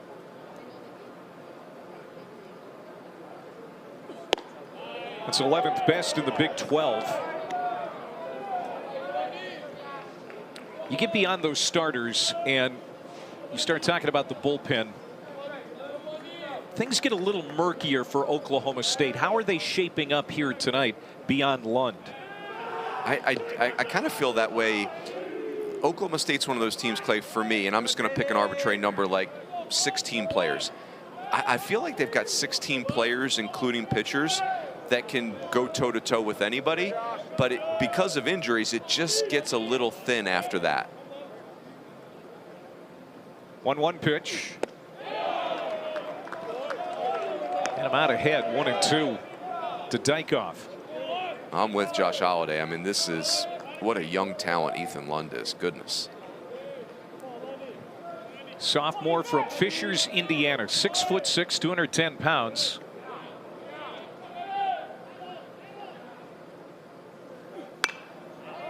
Type 1 diabetic.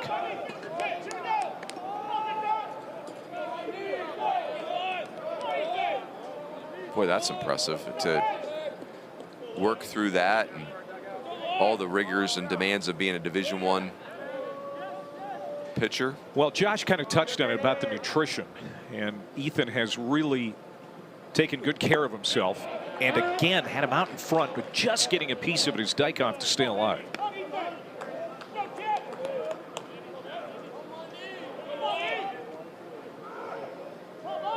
You deal with something like that, Clay, you don't get to choose, right? Like you just, there are certain things that just you have to have in your tool belt.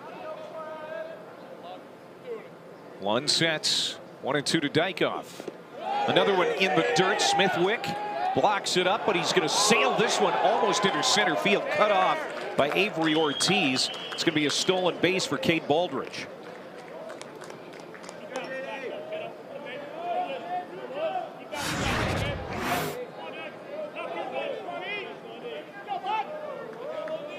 It's, you know, for Lund, that he has had some pitches that were not competitive. There's some wild pitches that have been completely sprayed. Yeah, that is a wild pitch, not a stolen base.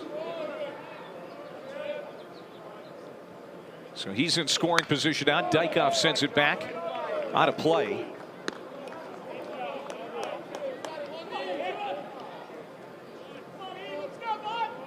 First base runner in scoring position for Kansas since LeBlanc was at second base after an RBI double in the second inning.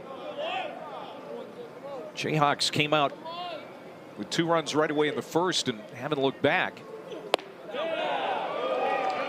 Ooh, just missed. I think that's off the plate, Clay, but boy, that's well executed. So now full count, and Mungarieta on deck. He has a run batted in already tonight for KU. Infield shaded to the right side. Struck him out. Ethan Lund. That's his 5th K tonight. Lund has got a curveball that's more vertical, and that slider that's got big horizontal break and some depth. Really lethal pitch left on left.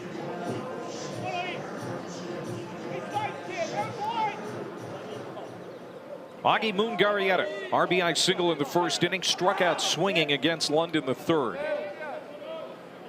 He's been the primary catcher all year.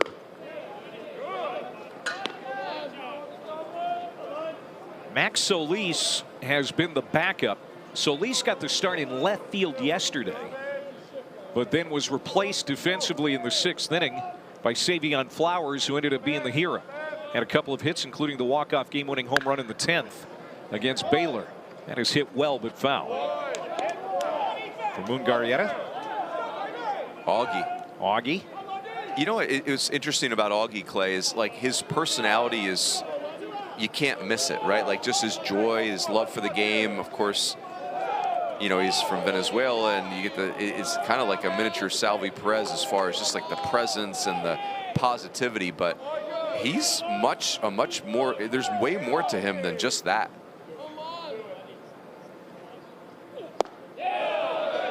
just off the plate, 2-1. So that pitch count now over 90 for Ethan Lund. And we'll see how much more he has in the tank here tonight. Yeah, I bet you Josh Holliday would love Lund to finish the 5th and turn a clean inning over to a new pitcher. Wow. Dip down and in, 2-2. You really have to tip your hat to the sophomore. It did not start well for him tonight, getting behind early. But the last few innings, he has been more of what we've seen throughout the balance of the year. Really dialed in.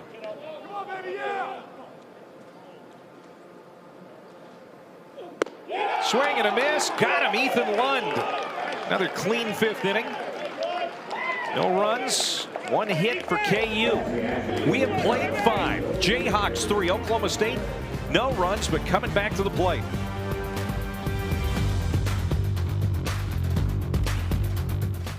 Being on a path trying to go to the Olympics, your life revolves around your training and making yourself better.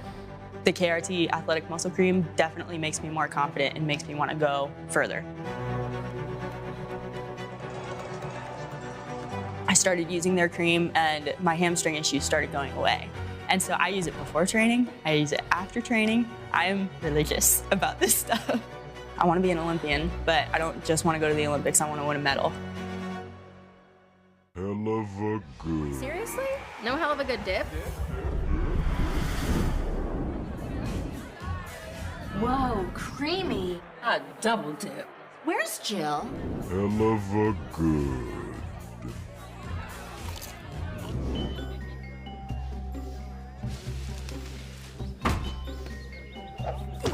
It's not a party without hell of a good. Hell of a good. Hello? We truly are a different league. They have done it. A top 4 seed in the college football playoff. The Horned Frogs leap their way to the College Cup. Bear down. Omaha bound. Take cover. Can you believe it? Put that on the highlight reel. National champions.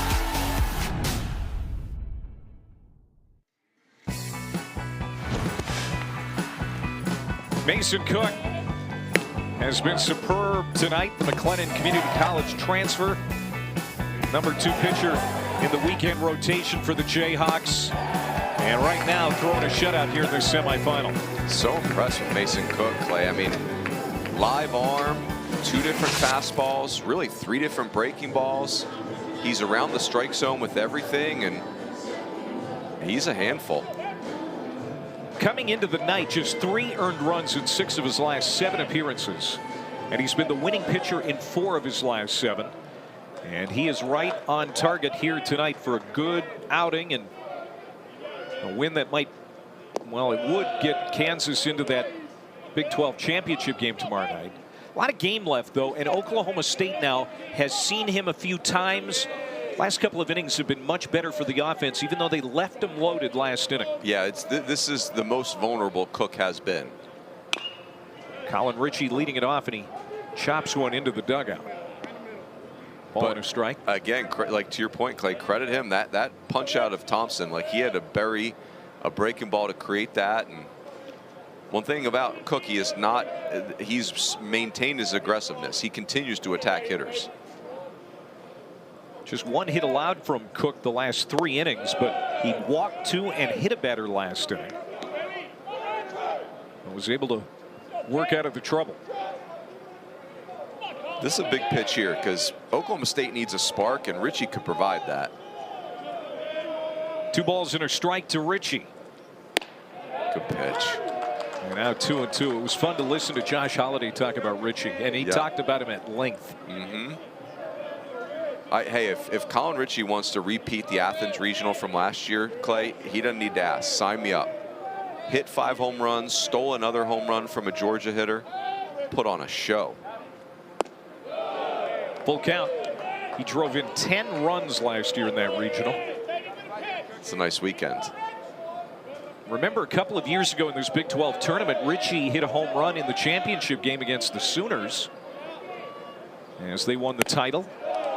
And he draws a walk to start the 6th inning. So the walks are becoming commonplace now here the last couple innings for Mason Cook. Yeah, just has lost a little bit of the feel.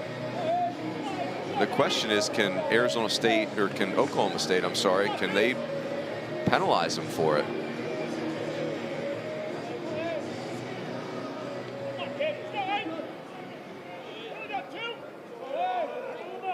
So we'll see what Aiden Miola can do for the Cowboys.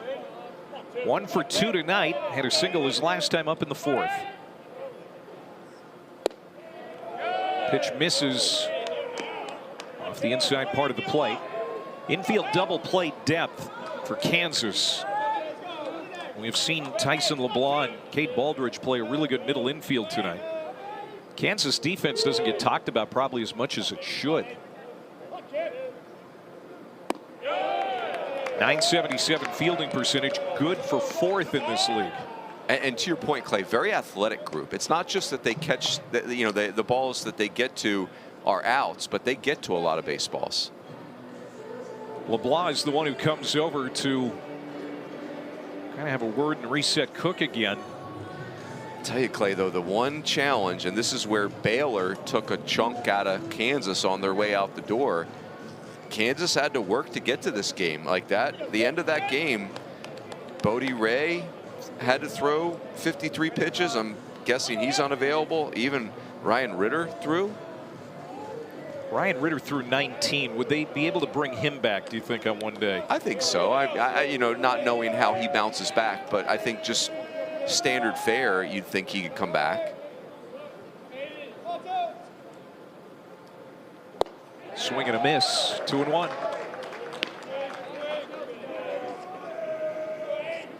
I think if you're Oklahoma State, you got a chance to get at Cook a little bit here, but maybe even more importantly than that, you can't let him see the 7th inning. Richie at first. Swung on, chopped outside of 3rd. Aiden Miola. 69 runs batted in on the year. 17 home runs. That's a big number. But because this team has so many home runs and so many guys in double digits, they have 6 players. Kind of forget sometimes about the power of an Aiden Miola. No homers for the Cowboys yesterday. Out in front, got a piece of it. Well, and that's what Dan Fitzgerald commented on. When you're playing a close game with Oklahoma State like this, it's a scary place to be because one swing can change everything with this club. Cowboys have 137 homers on the season. Came into this tournament 2nd in the nation in that category. But so far, none in the Big 12 tournament. Swing and a miss. Mason Cook rearing back. And he gets the first out here in the 6th inning. That's that fastball with life, Clay. It's just down and in and just ties Miola up. There's nothing you can do with that. Strikeout number 7 for Mason Cook.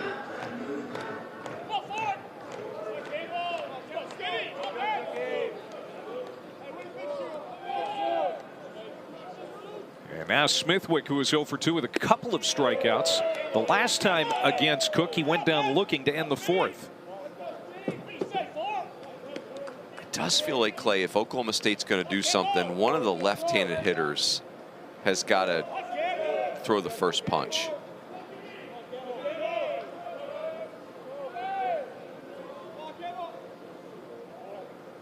The 1-0.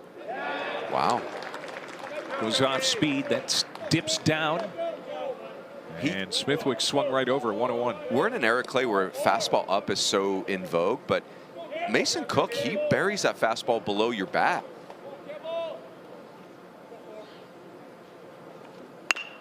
Chopper right side. This is going to be a tough play. And another Baldridge throw from the outfield grass, moving across his body to get the out. Smithwick is retired. Ritchie goes to second base on the play, but I've been impressed with Cade Baldridge and his ability to make plays like this. Yeah, this is, I mean, first of all, to be athletic enough to get there, but that throw is, all that momentum is working against you, and having to open your hips like that. I mean, Baldridge, again, like, that's a center field athlete playing second base. So here's Avery Ortiz. Singler's first time up, he's 1 for 2. Last year missed all but 15 games with a leg injury. This season went down with a hammy. Second game of the year. It's been another injury-plagued campaign. This is just his 13th start of the year, but a guy that they need healthy for the NCAA tournament. Yeah, Avery Ortiz, an absolute difference maker for Oklahoma State.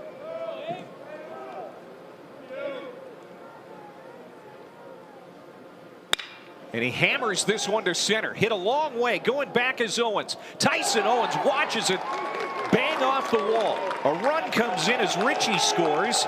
And it's Avery Ortiz getting the Cowboys on the board here in the 6th inning with an RBI double. I thought it would be one of the left-handers to get at Cook, but Avery Ortiz, do your thing.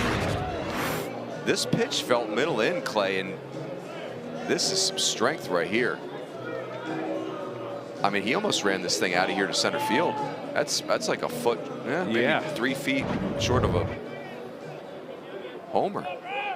Hit it to the deepest part of the park. Just the 3rd hit tonight for Oklahoma State against Cook. Finally gets the Cowboys on the board. And here comes head coach Dan Fitzgerald. That signals the end here for Mason Cook's outing. It's been a good one.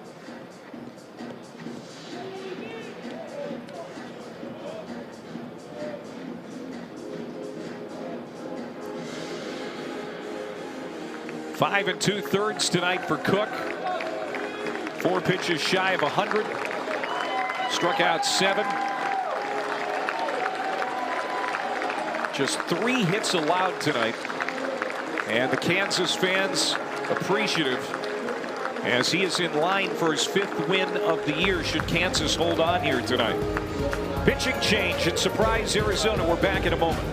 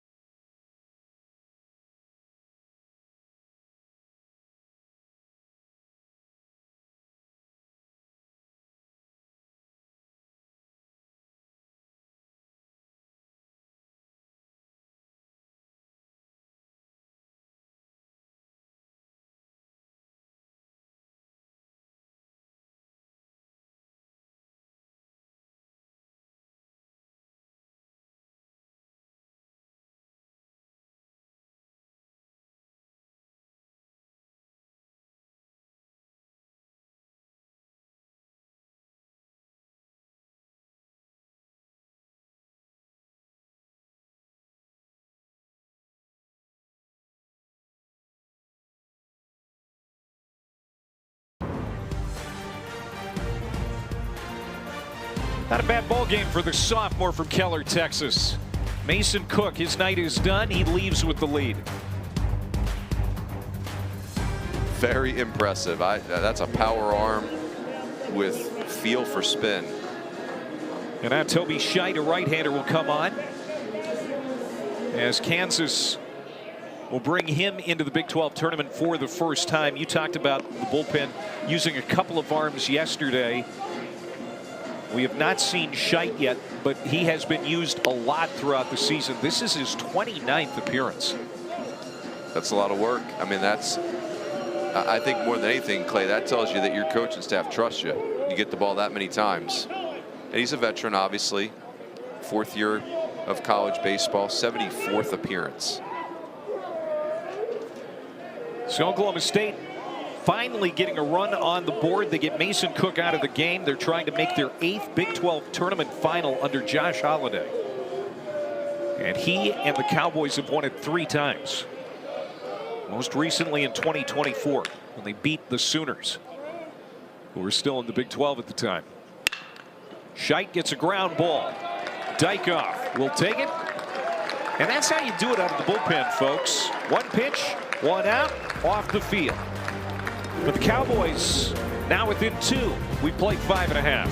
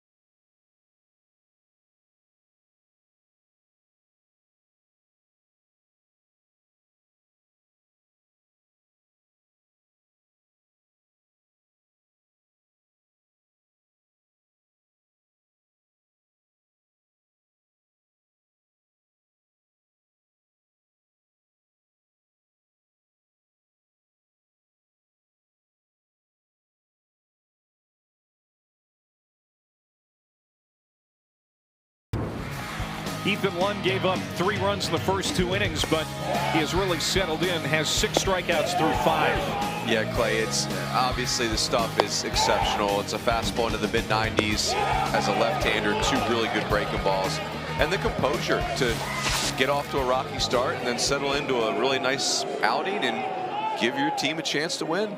Struck out the side in the 5th, has 125 Ks now, 10th most in a single season in Cowboys history.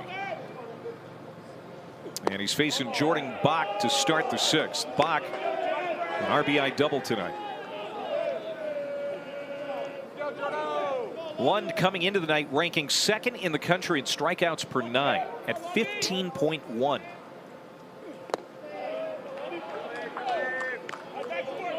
Now the 125 strikeouts, Clay, depending on what some of the other guys have done, you know, Ethan Lund could finish 2nd or 3rd in the country, and yeah, I don't think anybody's catching Mason Edwards of Southern California, but incredible. Max Yale, the left-hander that we saw yesterday, the Big 12 pitcher of the year for West Virginia. Impressive left-handed arm. Don't think that Lund is quite there yet when you talk about the comparison, but bright future for Ethan Lund. Another good-looking left-hander. 100%. Yeah, Max Yale more accomplished currently. Pop up. Danny Wallace looking for it, and now Avery Ortiz, the second baseman, back to make the catch. You can see Wallace kind of struggling to find it. But Jordan Bach is the first out here in the 6th. I would say for Ethan Lund, though, Clay, like the upside is, you think about what Ethan Lund's doing here. He's got a chance to finish top 3 in the country in strikeouts, and like this is a Philly, right? Like he's just getting started. This is his first year as a full-time starter in college baseball.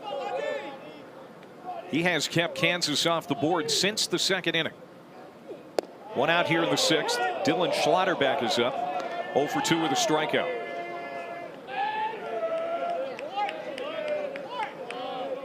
Schlotterbeck in the 7-hole. Kansas 3 runs on 5 hits. 2 strikes. Schlotterbeck 0 for 5 in the championship. Did have a run batted in yesterday.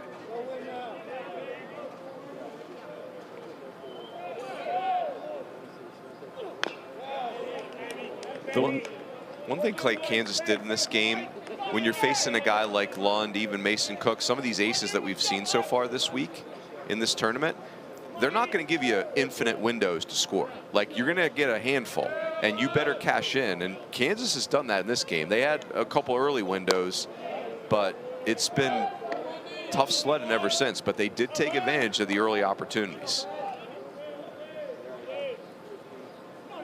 Bullpen is quiet for Oklahoma State. Ethan Lund over 100 pitches now. It's upstairs, 2-2. The training for these pitchers nowadays is so incredible. I mean, you see Lund, 103 pitches, and just as strong as he's looked all game.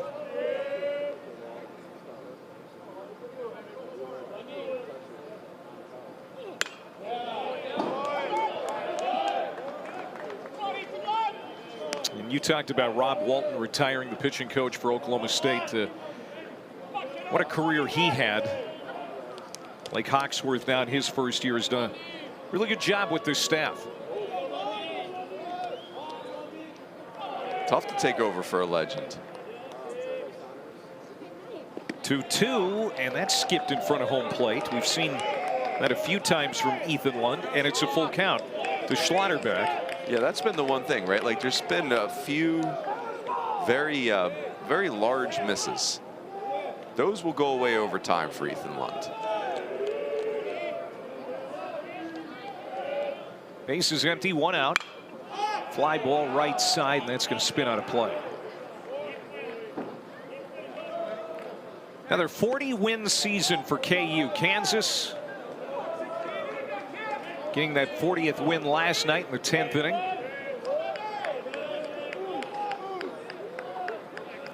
Just the 5th 40-win season in program history. Done it in back-to-back years here in the Big 12. Swung on and missed, got him. Goodness. That was a long at bat for Schlotterbeck, but he goes down for the second out here in the Kansas 6th. It's such a nice combination for Lund. His fastball is got a lot to it, so he gets you rushed. He gets you feeling like you got to get started, but he's also very good at throwing that back foot slider to right-handed hitters. Makes it very tough on these guys. So 2 outs for Savion Flowers, who's 0 for 2. Hit his first home run in a Jayhawks uniform yesterday. It's one that he'll remember for the rest of his life. Beat Baylor in 10 innings. Hasn't had a lot of opportunities to play this year. Just he's kind of been boxed out by other players, but took advantage of an opportunity last night. Hit 8 home runs at Cisco College last year, so they knew it was in him. Boy, did he deliver. Yeah, you talk about a big moment, Clay, because, you know, again, Kansas won the regular season and their resume is excellent, but to host, it's competitive, right? There's other great resumes out there as well.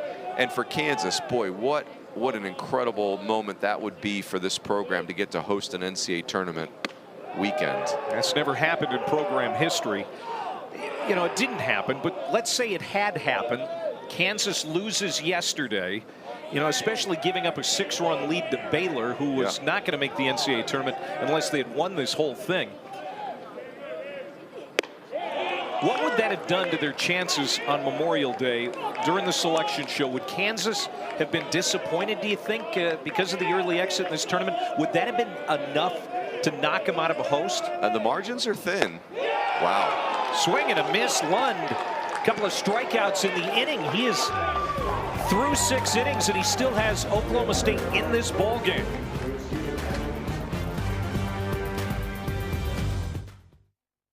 Old Trapper Beefs.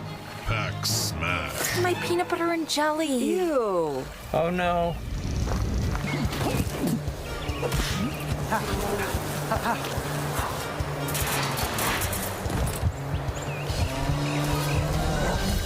Yeah, I guess my ham and cheese didn't make it.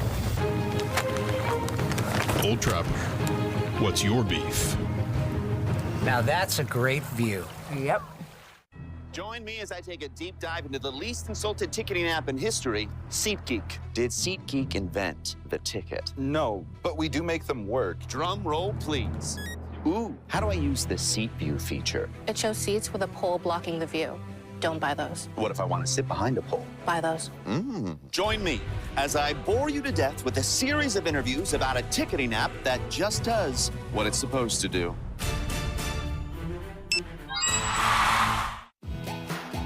We truly are a different league. They have done it. A top 4 seed in the college football playoff. The Horned Frogs leap their way to the College Cup. They're down. Omaha bound.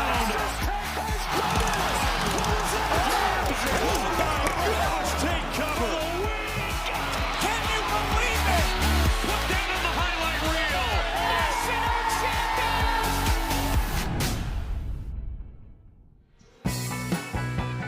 champions. 3-1 Kansas in the 7th. Here's how we got here. Ethan Lundwalk, the first 2 hitters he faced tonight, led to 2 runs. Moongarieta, an RBI single. Jordan Bach, an RBI double. And it was 2-0 KU. Then they would get another run in the 2nd inning. Single by Osorio. RBI double by Tyson LeBlanc. 3-0 KU, but Oklahoma State would respond finally in the 6th inning against Mason Cook. RBI double, knocking Cook from the game as Avery Ortiz delivered. So Cook is out. Toby Scheidt came in last inning. Needed 1 pitch to get Kansas off the field. 3-1 our score as we head to the 7th. And this is Oklahoma State's 8-hole hitter Garrett Shull leading it off. Now remember yesterday, Mike Rooney, Kansas had a big lead, 6-0 over Baylor after 6. But then they were outscored 7-1 after that in the 7th, 8th, and 9th. It took extra innings to win it in the 10th for KU. Not ideal, but I'd say 2 things. Kansas showed their winning pedigree by pulling that off. That's hard when a team completely turns the momentum of the game inside out. But, came with a price. Bodie Ray, their most reliable reliever, had to, I don't know that he would pitch again in this tournament. He was extended. Garrett Shull is 0 for 2 with a strikeout. Oklahoma State 1 run, 3 hits. That's all they got against Mason Cook. And now time. And I think maybe have some wires crossed here for Augie Moongarieta and the pitcher Toby Scheidt.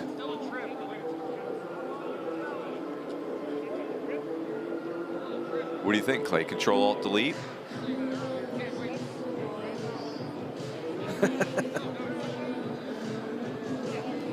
They could always go back to the old-fashioned hand signals in a situation like this, but that's me. I'm old school. You are old school. Still carrying that flip phone around. Yeah. Got a typewriter too. Not a word processor? You didn't even upgrade to that? Looks like they got it figured out. Augie's back behind the dish. 1 ball and a strike. Shull swings. Deep fly ball into the corner. Foul ground, and it's going to get out of play. And bounces up over the fence. It was a long run for Savion Flowers. Yeah, he's had a couple just misses out there. Clay, this game's got, it's getting us ready for regional weekend because just very competent pitching, very competent defense. The offensive opportunities you get are just, they're fairly limited. So when you get them, you better cash in. Both of these teams are going to play in the NCAA tournament next week. Question is, where will they be? Swung on and missed. Strikeout, Toby Scheidt. Gets a ground ball on 1 pitch to end the 6th. Gets a strikeout of Shull to start the 7th. It's interesting because in theory, Scheidt with that funky arm slot, those guys typically struggle against opposite-sided hitters because it's a better look, but that's not the case for Scheidt. The left-handers have really struggled against him comparative to right-handers, about a 140-point OPS difference.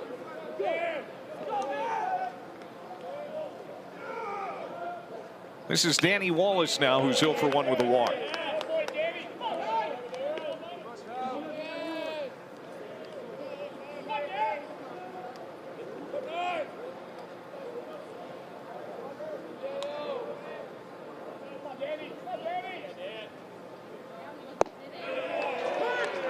0-2. Boy, that's good pitching right there from that really submarine slot. Scheidt goes fastball in on your hands and then frisbee slider running away from you.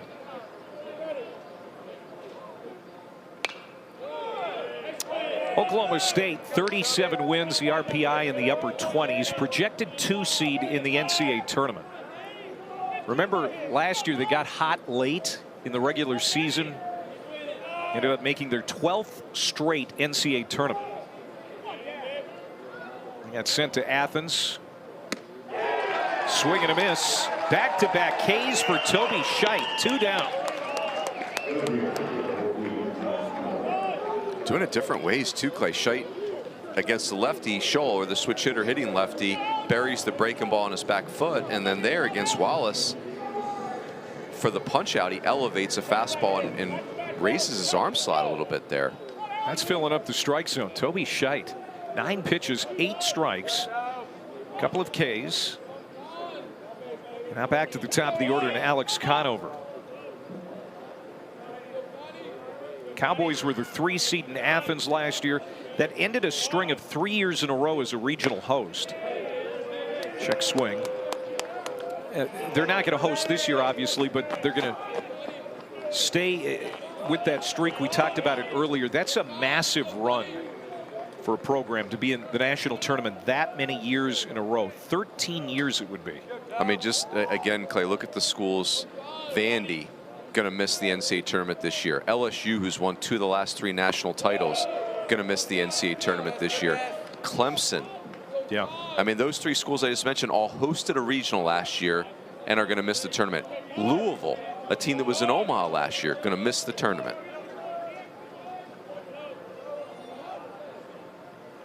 Conover 0-2, hit by a pitch. You know, what is your philosophy on what we've seen as far as a trend here with teams that win national championships and then the following year they're dog's breakfast? Well, I think part of it is just it's hard, right? Like there's so many good teams. But, you know, I think there is something to the fact that the portal is happening while those teams are in Omaha. Strikeout. Toby Scheidt striking out the side in the 7th. Kansas with a 2-run lead as they come back to the plate. Stretch time here in Surprise, Arizona. Semifinal number 1. Back in a moment.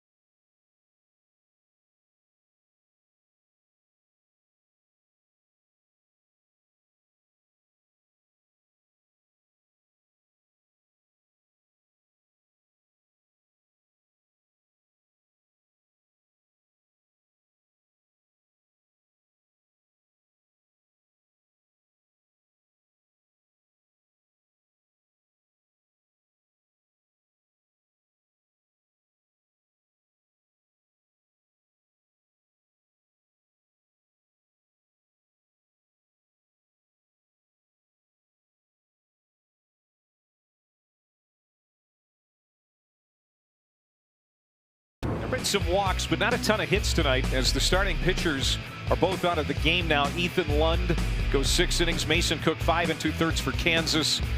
It's kind of what you expect this time of year, big time bowl game. 2 of the better pitchers on their staffs, and they look good. Yeah, I mean, both these guys are not dudes you want to face in a regional. Really talented. Ethan Lund was the known commodity for me. Mason Cook, very impressed. So Oklahoma State is going to bring on its first reliever of this game. Kai Fike is going to get a chance to show his stuff as Oklahoma State is down just 2. We saw Baylor have a late comeback against Kansas last night. That's what the Cowboys are going to try to do. This is appearance number 21 on the year for Kai. Facing Osorio, LeBlanc, and Owens. 9-1-2.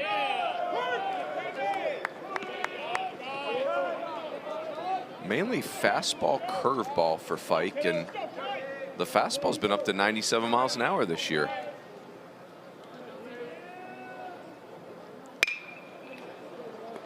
Deep fly ball into the corner, foul ground, and it is caught.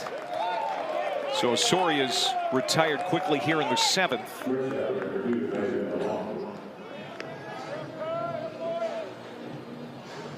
That brings up LeBlanc. LeBlanc has one of the 5 hits for Kansas and an RBI double in the 2nd inning. That's the last time Kansas has scored, because Ethan Lund had several shutdown innings after that before his night was over. It is amazing, Clay. You think about Ethan Lund walking the first 2 hitters, and it was just pretty erratic in the 1st inning. And that turned into a 6 complete innings, 8 punch outs, and very, very much a winnable game for the Oklahoma State offense.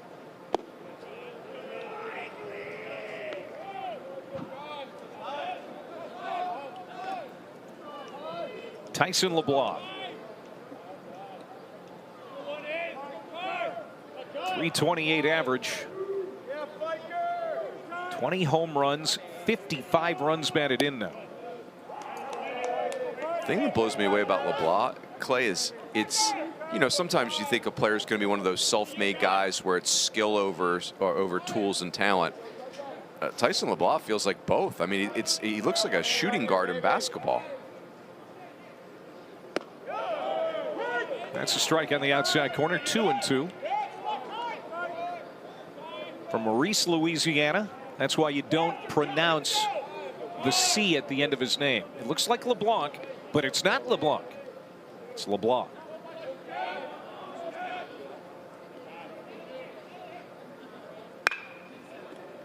Oh, nice pick by Miola. Throw in time, got him. They're going to want to review, but that was impressive. Aiden Miola skipped it, and it's dug out by Brigham for what looks like the 2nd out of the 7th. Outstanding catch by Miola for starters. I love the choice to skip the throw. It feels like so many times third basemen get caught in between on this one. Obviously, Miola is a uber veteran. Look at this. Love the choice. He kind of double pumps. That's maybe the one thing that could cost him. And Brigham's such a great target at first base. I think he's safe, Clay. Now, whether you can overturn that, I don't know. I would say safe. You know what, though? What's interesting in that replay is the first base coach's line tricks your eyes because that's white, the ball's white. I don't know. This is a tricky one. It has to be overwhelming evidence to overturn the call on the field. Are you overwhelmed? I'm not.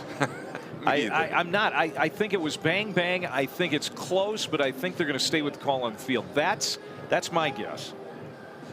Here's another look. I think the replay on the left is inconclusive. I think the one on the right is the best case for Kansas. Mm-hmm.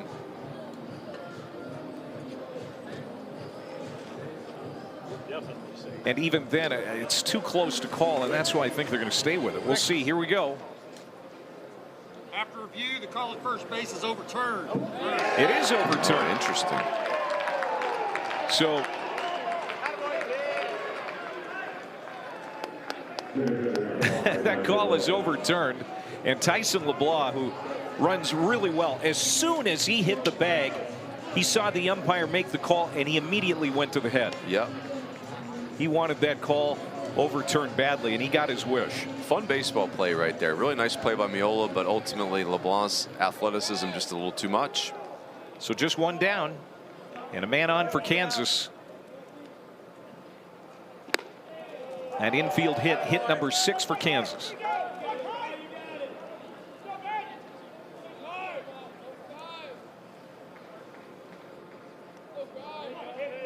Tyson Owens now facing Fike for the first time. He is 0 for 2 with a walk. Struck out his last time up against Ethan Lung. Boy, Clay, it's hard to say what version of Brady Ballinger Kansas will get back for the NCAA tournament, but I'm impressed with this offense even without him. And that's your preseason All-American. Ground ball to second, hit hard enough, probably could be 2, and it is. And it's a 4-6-3 double play started by Avery Ortiz, and the inning is over. Oklahoma State is hanging around this ball game. Fike gets his double play, turns it over, and the Cowboys coming to bat.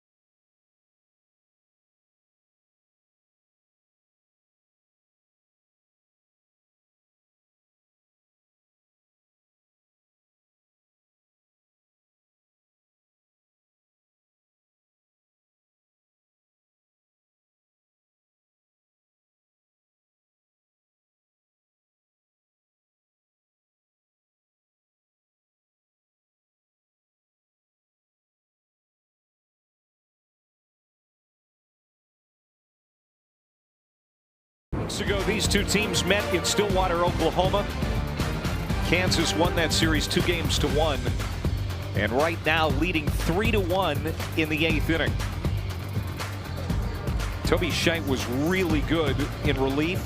Saw 4 hitters set those 4 Cowboys down in order, including striking out the side in the 7th, but they're going to make another pitching change. So Kansas bringing on Rain Ritter, who we saw in yesterday's ball game. 35th appearance for Ritter. No shock, I guess, that we see him again here one night later. Yeah, this is, you know, if we were curious, what do these coaches think about this game? Are they getting ready for the postseason, or is this something they want? And, you know, Dan Fitzgerald answers the question by bringing Ryan Ritter in for a 2nd straight game, and both teams in absolute go-for-it mode. Ryan threw 19 pitches yesterday. Minnesotan as well, Clay. Have you had the pleasure of Rogers, Minnesota? Yeah, that's right down the road from me. It is. Twin City suburb to the north. Okay. Downtown Minneapolis. Yes. Would we consider that the hinterland or not no, really? That is not the hinterland. Okay. Disappointing. It is a Twin Cities metropolitan suburb. So here we go. Brock Thompson leading it off in the 8th inning. A couple of strikeouts tonight for Thompson. Oklahoma State trying to get it going. Just 3 hits in this ball game. The last hit that they collected was the RBI double by Avery Ortiz in the 6th. And it accounts for the only run on the board for the Cowboys tonight.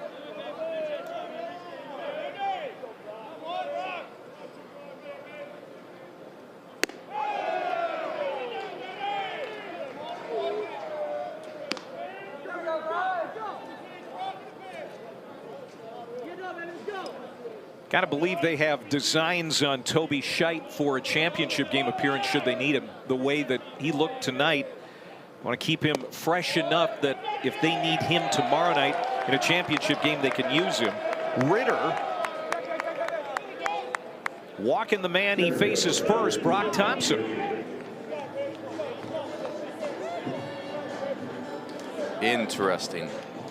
it's possible, Clay, that one of the stories of this game is going to be Ethan Lund settling in and giving Oklahoma State a chance. Ooh, Dan Fitzgerald, we got a quick hook here, Clay. Manning West warming up in the bullpen. No call as of yet. Or Coach Fitz wants to, you know, like sometimes you just got to get up in people's business a little bit and get them in the right mind frame.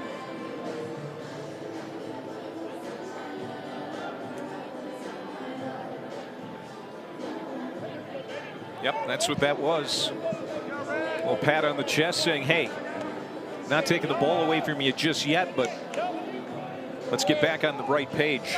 I feel like you do that with me every other broadcast, Clay.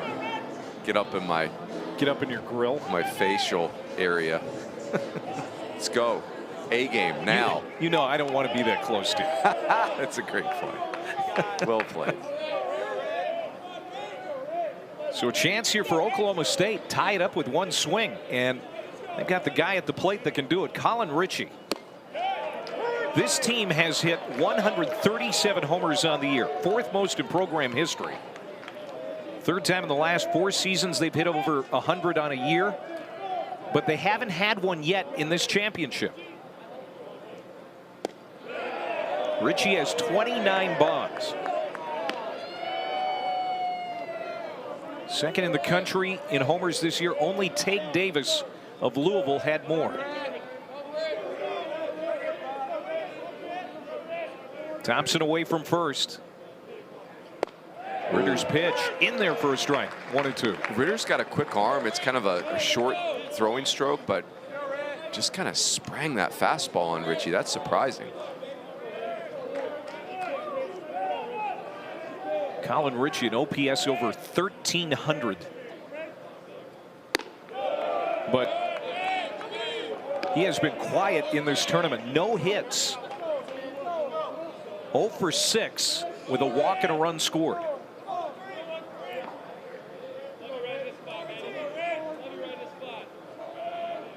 Two. Wow. Swung on and missed. Got him.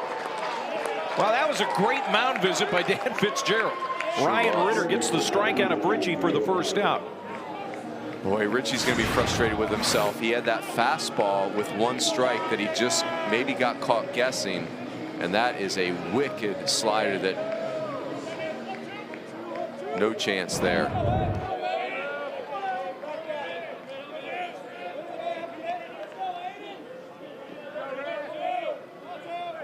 So here's Aiden Miola now.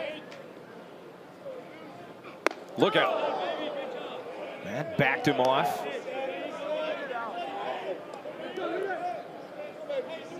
That'd make me step back a little bit. 17 homers for Miola. 1 for 3 in this ball game. Single in the 4th inning.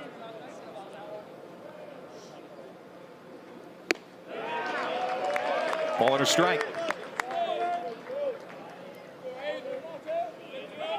You know, this is the part of the order that if Kansas can get through unscathed, they wouldn't have to see them again should they take care of business in the 9th.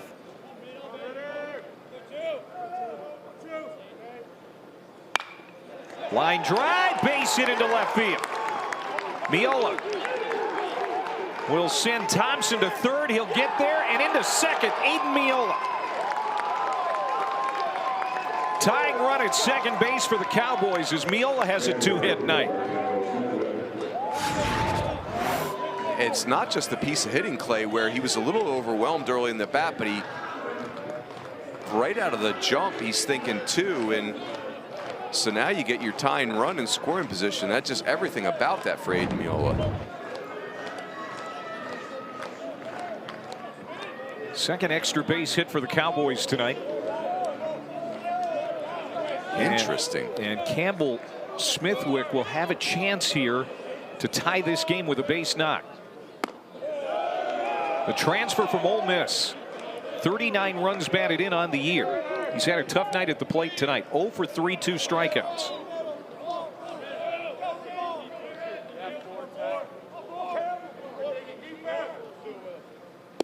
Here's another guy that Oklahoma State doesn't mind having at the plate in a situation like this.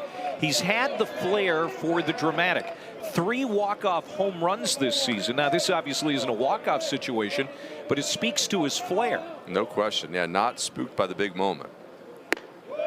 One of those games came against Kansas, April the 17th. His home run ended the game via the run rule. Had a massive home run against Arizona State late in one of those close games. 3-0. And now 3-1. Tell you what, Clay, it was a large pitch in this game right here. 3-1. Thompson at third. Aiden Miola representing the tying run at second. Oklahoma State has been playing from behind all night. Fly ball to center. Should be deep enough to score a run. Thompson tagging. He will come home. Staying at second base is Miola. It's an RBI sac fly for Campbell Chadwick, and now the Cowboys are within a run. Oh boy, Clay. I mean, Smithwick just misses this ball. And as well as Kansas played this game, Clay, if Smithwick turns on that just a little bit, we could be looking at a 4-3 game in the other direction. And I'm sure Ryan Ritter knows that. Dodged a bullet there. Now he'll have to face Avery Ortiz, who has 2 hits tonight, including a run batted in double. Check swing, didn't mean to. What a gift for Kansas. And they will still have the lead through 7½. Avery Ortiz tried to hold up, got a piece of the bat, and the inning is over.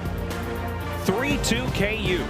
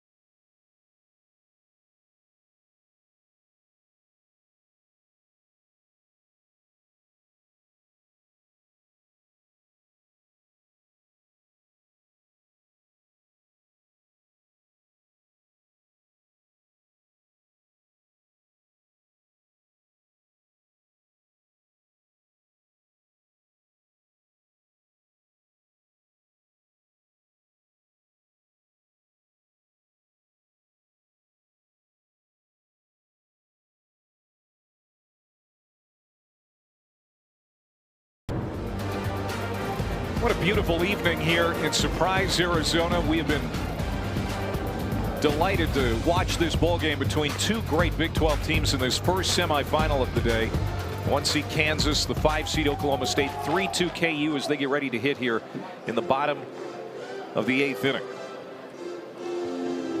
Kai Fike, who came on in relief last inning, trying to keep this game a 1-run affair as Oklahoma has been hanging around. They've scored twice in the last 3 innings.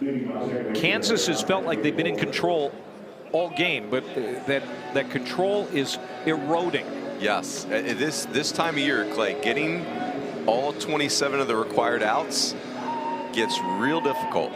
A lot of game left here.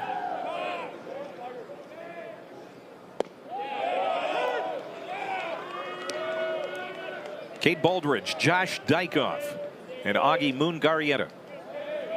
3, 4, and 5 in the 8th for Kansas. 3 runs on 6 hits for the Jayhawks. 3rd straight year in the Big 12 tournament semifinals for KU. Another Kansas first. There have been so many in the last couple of years. Trying to win this tournament for the first time since 2006. That's the only time Kansas has won it. And it feels like this is the year. That could definitely happen for Dan Fitzgerald and company.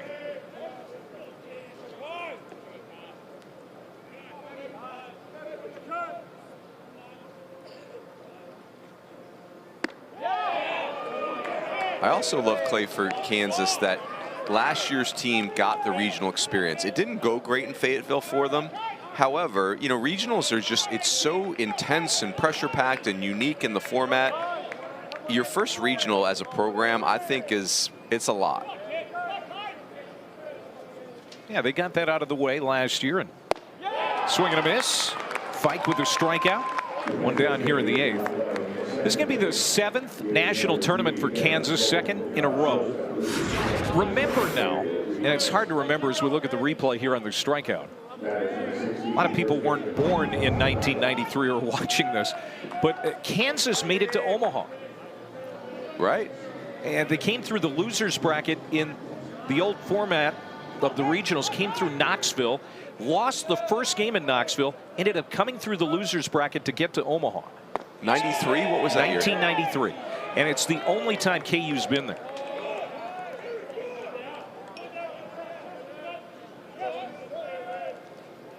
One out, Dykhoff at the plate. He is 0 for 3. Struck out his last time up. Boy, if Kai Fike can keep this a 1-run game, you look ahead to the 9th. Briggerman to lead it off. Not your prototypical 7-hole hitter. Yeah, don't let him get extended on one. Guy with 16 home runs. Then you have your DH Scholl and Wallace also due up. Fike is interesting. He's got that. It's like his fastball stays up at the top of the zone, but his breaking ball tunnels right off of there. Nice little combo. He seems like he's starting to settle into the circle of trust in this Cowboy bullpen. 1-2 pitch.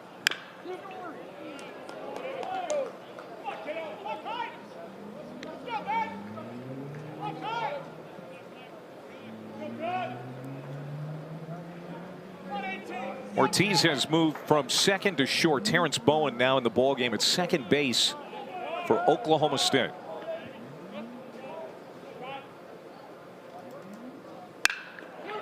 And past Bowen into right field for a base hit. Here comes Kansas.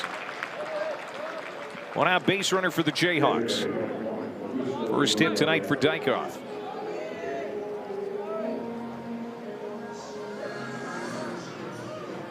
His second hit of the tournament.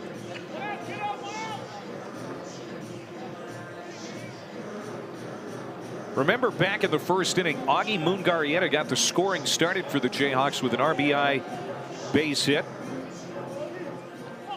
Part of a 2-run inning for KU. Augie is 1 for 3. Takes the first pitch down and in. Boy, the Jayhawks could use some insurance. Yeah, I mean, Captain Obvious over here, but the difference between a 1-run lead and a 2-run lead feels infinite from a comfort in this level. ball game, no doubt. Especially against a team like Oklahoma State, where literally anyone standing in the batter's box can tie this game with one swing.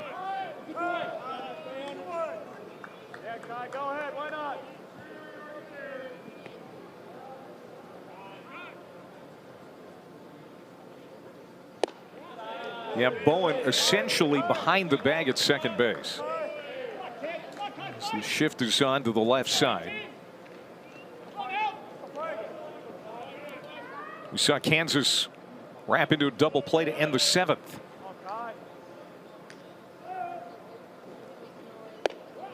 It's up and in. 3-1 to Moongarrieta. Jordan Bach is on deck.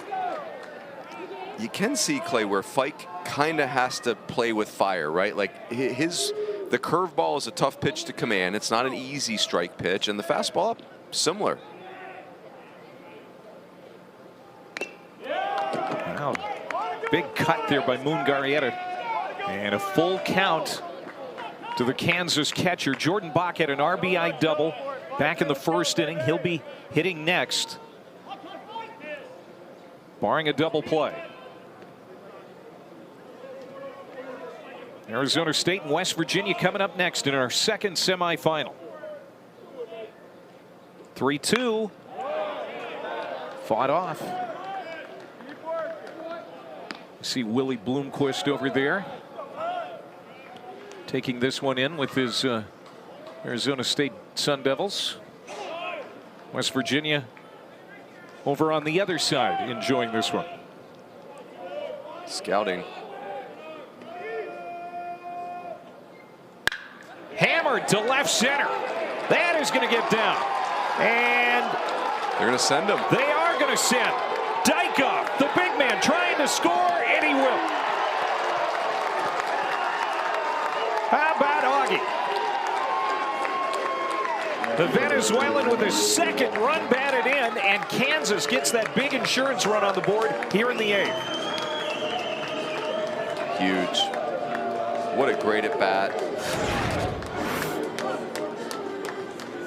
For everything that Augie brings this team defensively, just with the joyous energy with which he plays, he gets it done with the bat too.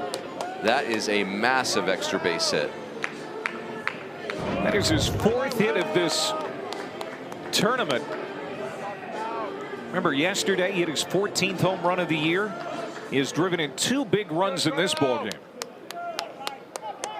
And now it's 4-2 KU as Jordan Bach will try to add on another one.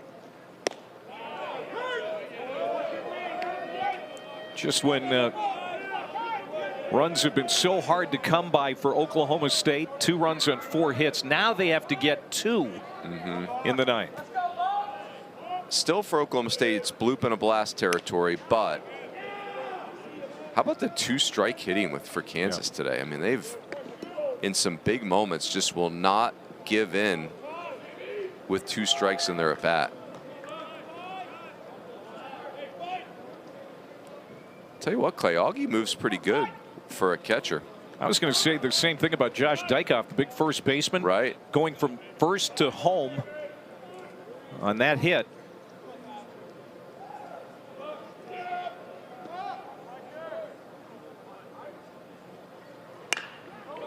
You know what's funny, Clay? Josh Dykhoff in the West Virginia series, which obviously didn't go great for Kansas, went awesome for West Virginia. Josh Dykhoff had an inside the park home run. He's a first baseman. So let me give you some first basemen. I want you to picture them hitting an inside the park home run. Cecil Fielder, Sean Casey, John Kruk. Can you picture John Kruk with an inside No, you can't. Okay. Me either.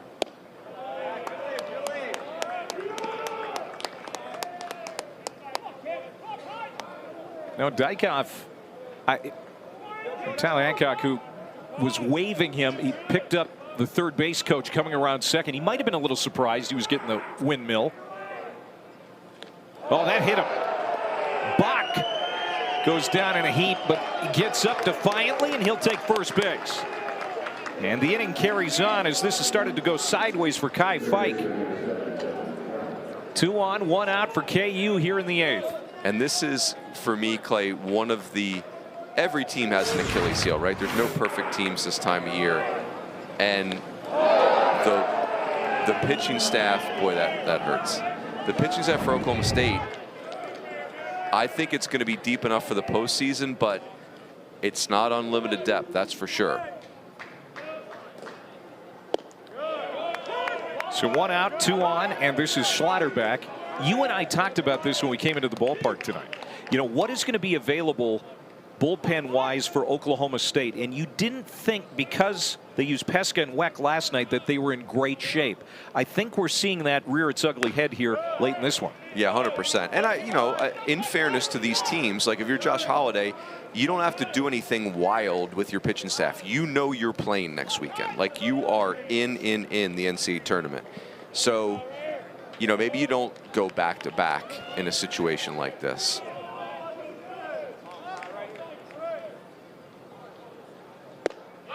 Late swing, and that's a strikeout.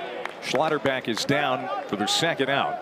And Savion Flowers will come up for the 4th time tonight, 0 for 3 with a strikeout. But again, the whole reason Kansas is here is because of his drama last night against Baylor. 10th inning home run. You know, the other thing, Clay, on that, maybe if you're Josh Holliday, you're using a moment like this, which is pressurized to, hey, Kai Fike, come on, man. Let's get you in the circle of trust, too. He's got good stuff. He can spin a breaking ball. Because, you know, Hudson Barrett, Stormy Rhodes, Ethan Lund, Mario Pesca, Noah Weck. There's those guys. That's a good group right there. Flowers unable to check his swing. 2 strikes on the left fielder. Looking ahead to the 9th. Briggerman, Shull, Wallace, the scheduled hitters 7 through 9 for Oklahoma State. And now they're going to need 2 to tie.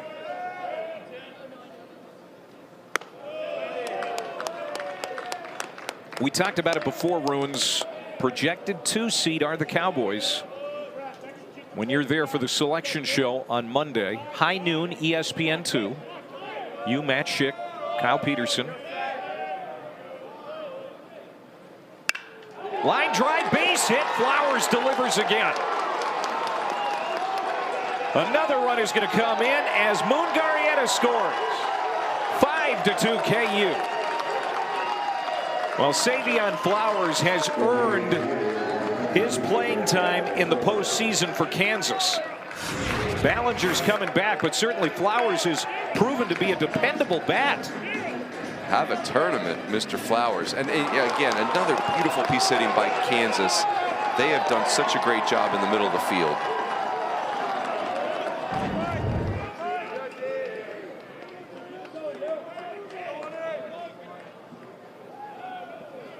And Dariel Osorio with 2 outs. Osorio 1 for 3 tonight. First crooked number since the first inning for Kansas. Now some breathing room in this ball game for the Jayhawks. 2 strikes.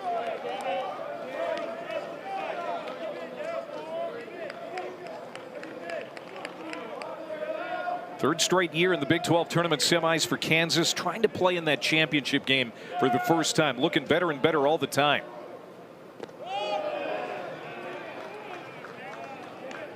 It's been a year of so many firsts. The last 2 years, so many firsts for the Jayhawks. Might be checking off another one.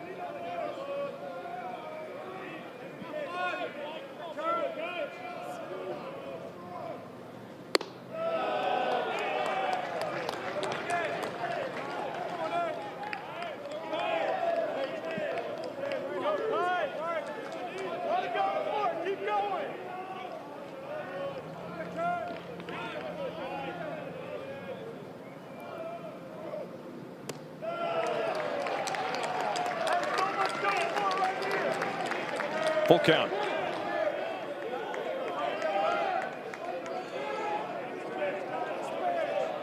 Two runs in here in the 8th inning. Fight desperately trying to get Oklahoma State off the field. But he can't do it. Bases loaded. And back to the top of the order in Tyson LeBlanc. There is activity in the Oklahoma State bullpen, but Josh Holliday has not come to the top step. And if you're Kai Flake, you're 1 pitch away, but he is really fighting it right now.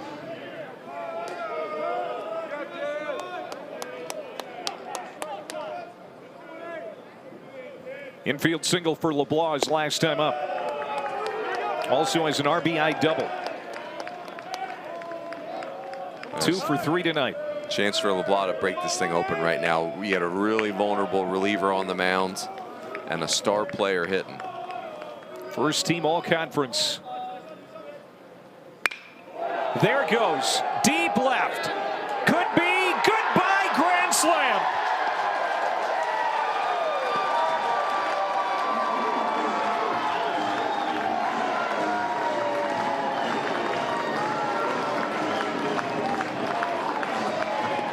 Tyson LeBlanc, his 21st home run of the year. He has just ripped a hole in this ball game. It is now 9-2 Jayhawks.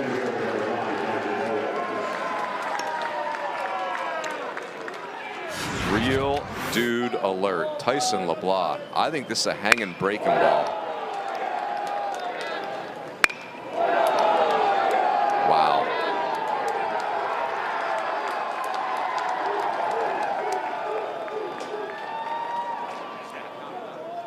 A 6-run inning for the Jayhawks in the 8th. And now it feels like it's all over but the shout. We talked about insurance. Boy, did the Jayhawks just take out a huge policy late in this game. I'm sure they have memories of what happened just 24 hours ago in the Baylor game where the Bears came storming back. So that home run for LeBlanc ties the program record for the most in a season at Kansas. We've talked about it a few times tonight, Rooney. He went under the radar, but people are starting to hear about this kid, and he's a player, and this team is a team to be reckoned with. Oh my gosh, yeah. Not only is it Tyson LeBlanc, you know, program record for home runs, he's playing shortstop too.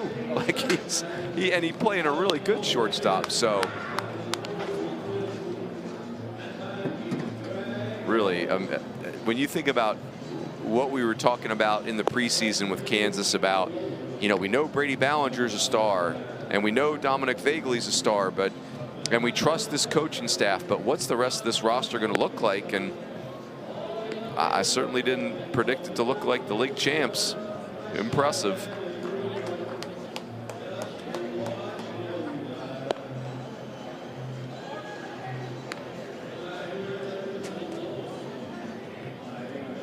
This is Brennan Phillips, veteran left-hander, just trying to get one more out. But now the deficit is 7 for Oklahoma State, and they can start thinking about the NCAA tournament selection show. Boy, this game was, there was like a couple moments for Oklahoma State where you're like, it's right there. Kansas in the end, though. They found another gear at the end of this game, Clay. They just did. There's Dan Fitzgerald, Big 12 Coach of the Year, 2nd straight season. Kansas had never had a Coach of the Year before these last 2 years. He's in year 1 of a 6-year contract extension. Kansas had 4 Big 12 wins the season before he took over. He has improved that total every year.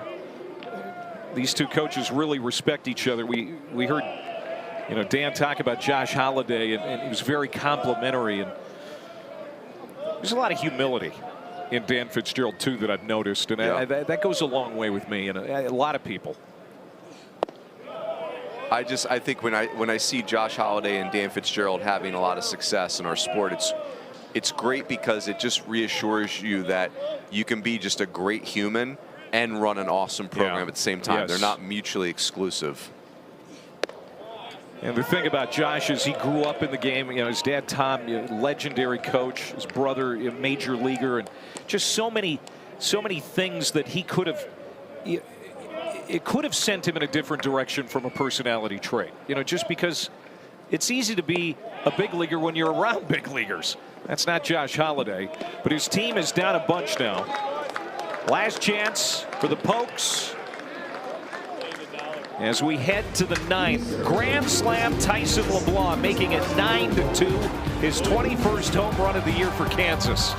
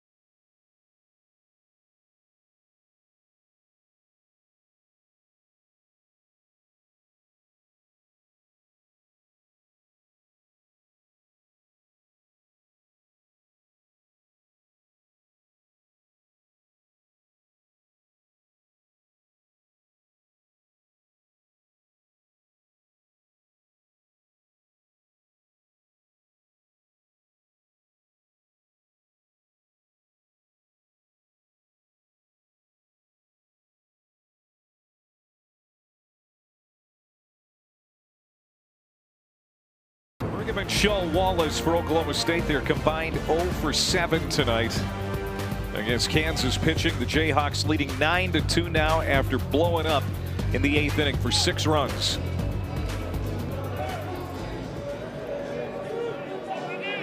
Kansas stay with Ryan Ritter here to try and wrap this one up and move on to the championship game tomorrow night on ESPN2.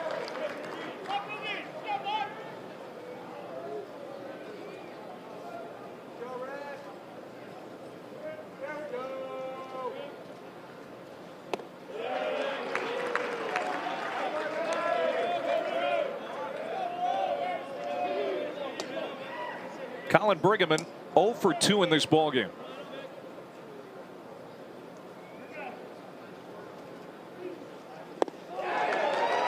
One down.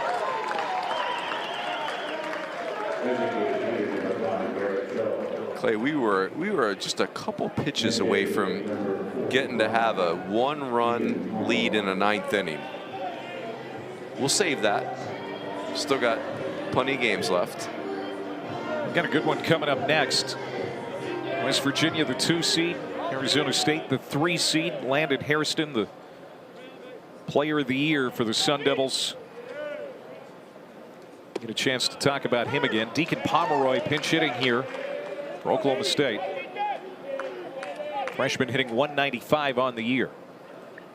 What do you like about that next game, other than some of the stars that we've already talked about at length? How do you see that matchup? I mean, first of all, if you're Arizona State, you've got your ace going, Cole Carlone, fired up to see him again. Your bullpen is really in a great place if you're Arizona State. If you're West Virginia, you're just playing great. You got one of your guys going. Ritter, another strikeout, 2-away, and now Oklahoma State down to its last out. And you got 2 of the best players in the country, Gavin Kelly and Landon Hairston. Case closed. Let's go. I'm in.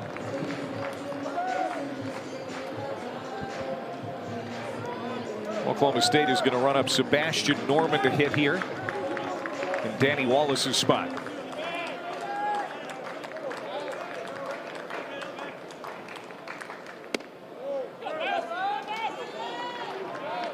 I think a lot of folks thought maybe Kansas needs a pass here if they have a rebuilding year after the great run last season. It would have been easy to say, they've got way too many newcomers, too many new faces, too many JUCOs again. Can't imagine they're going to compete for a Big 12 title. Well, here they are. Win the regular season by a game over West Virginia. Now 1 pitch away perhaps from being in the championship game tomorrow night. I mean, that's impressive. Like, you win the regular season and then you back it up with a trip to the finals of the tournament. That's an exclamation point. Ball and a strike here to Norman. Just missed. Which makes our next game, Clay, even juicier, because the more secure Kansas is hosting bid gets, that puts a little bit extra heat on West Virginia, trying to lock theirs up too. And even though their resume is very good, West Virginia, they don't have a conference title like Kansas does. Yeah.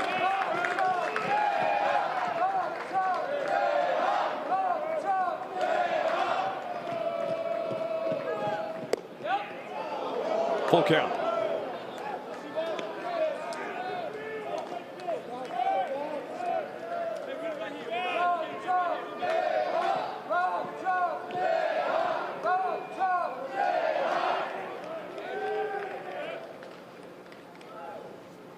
Rock Chalk Jayhawk, 41 wins for the regular season champs, and now they will play for the conference title tomorrow night here in Surprise, Arizona.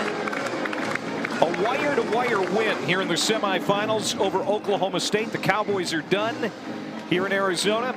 They will look forward to the national tournament now. And Kansas will get ready for another game tomorrow night. I think Oklahoma State's very dangerous next week in regionals. For Kansas, a clinical win.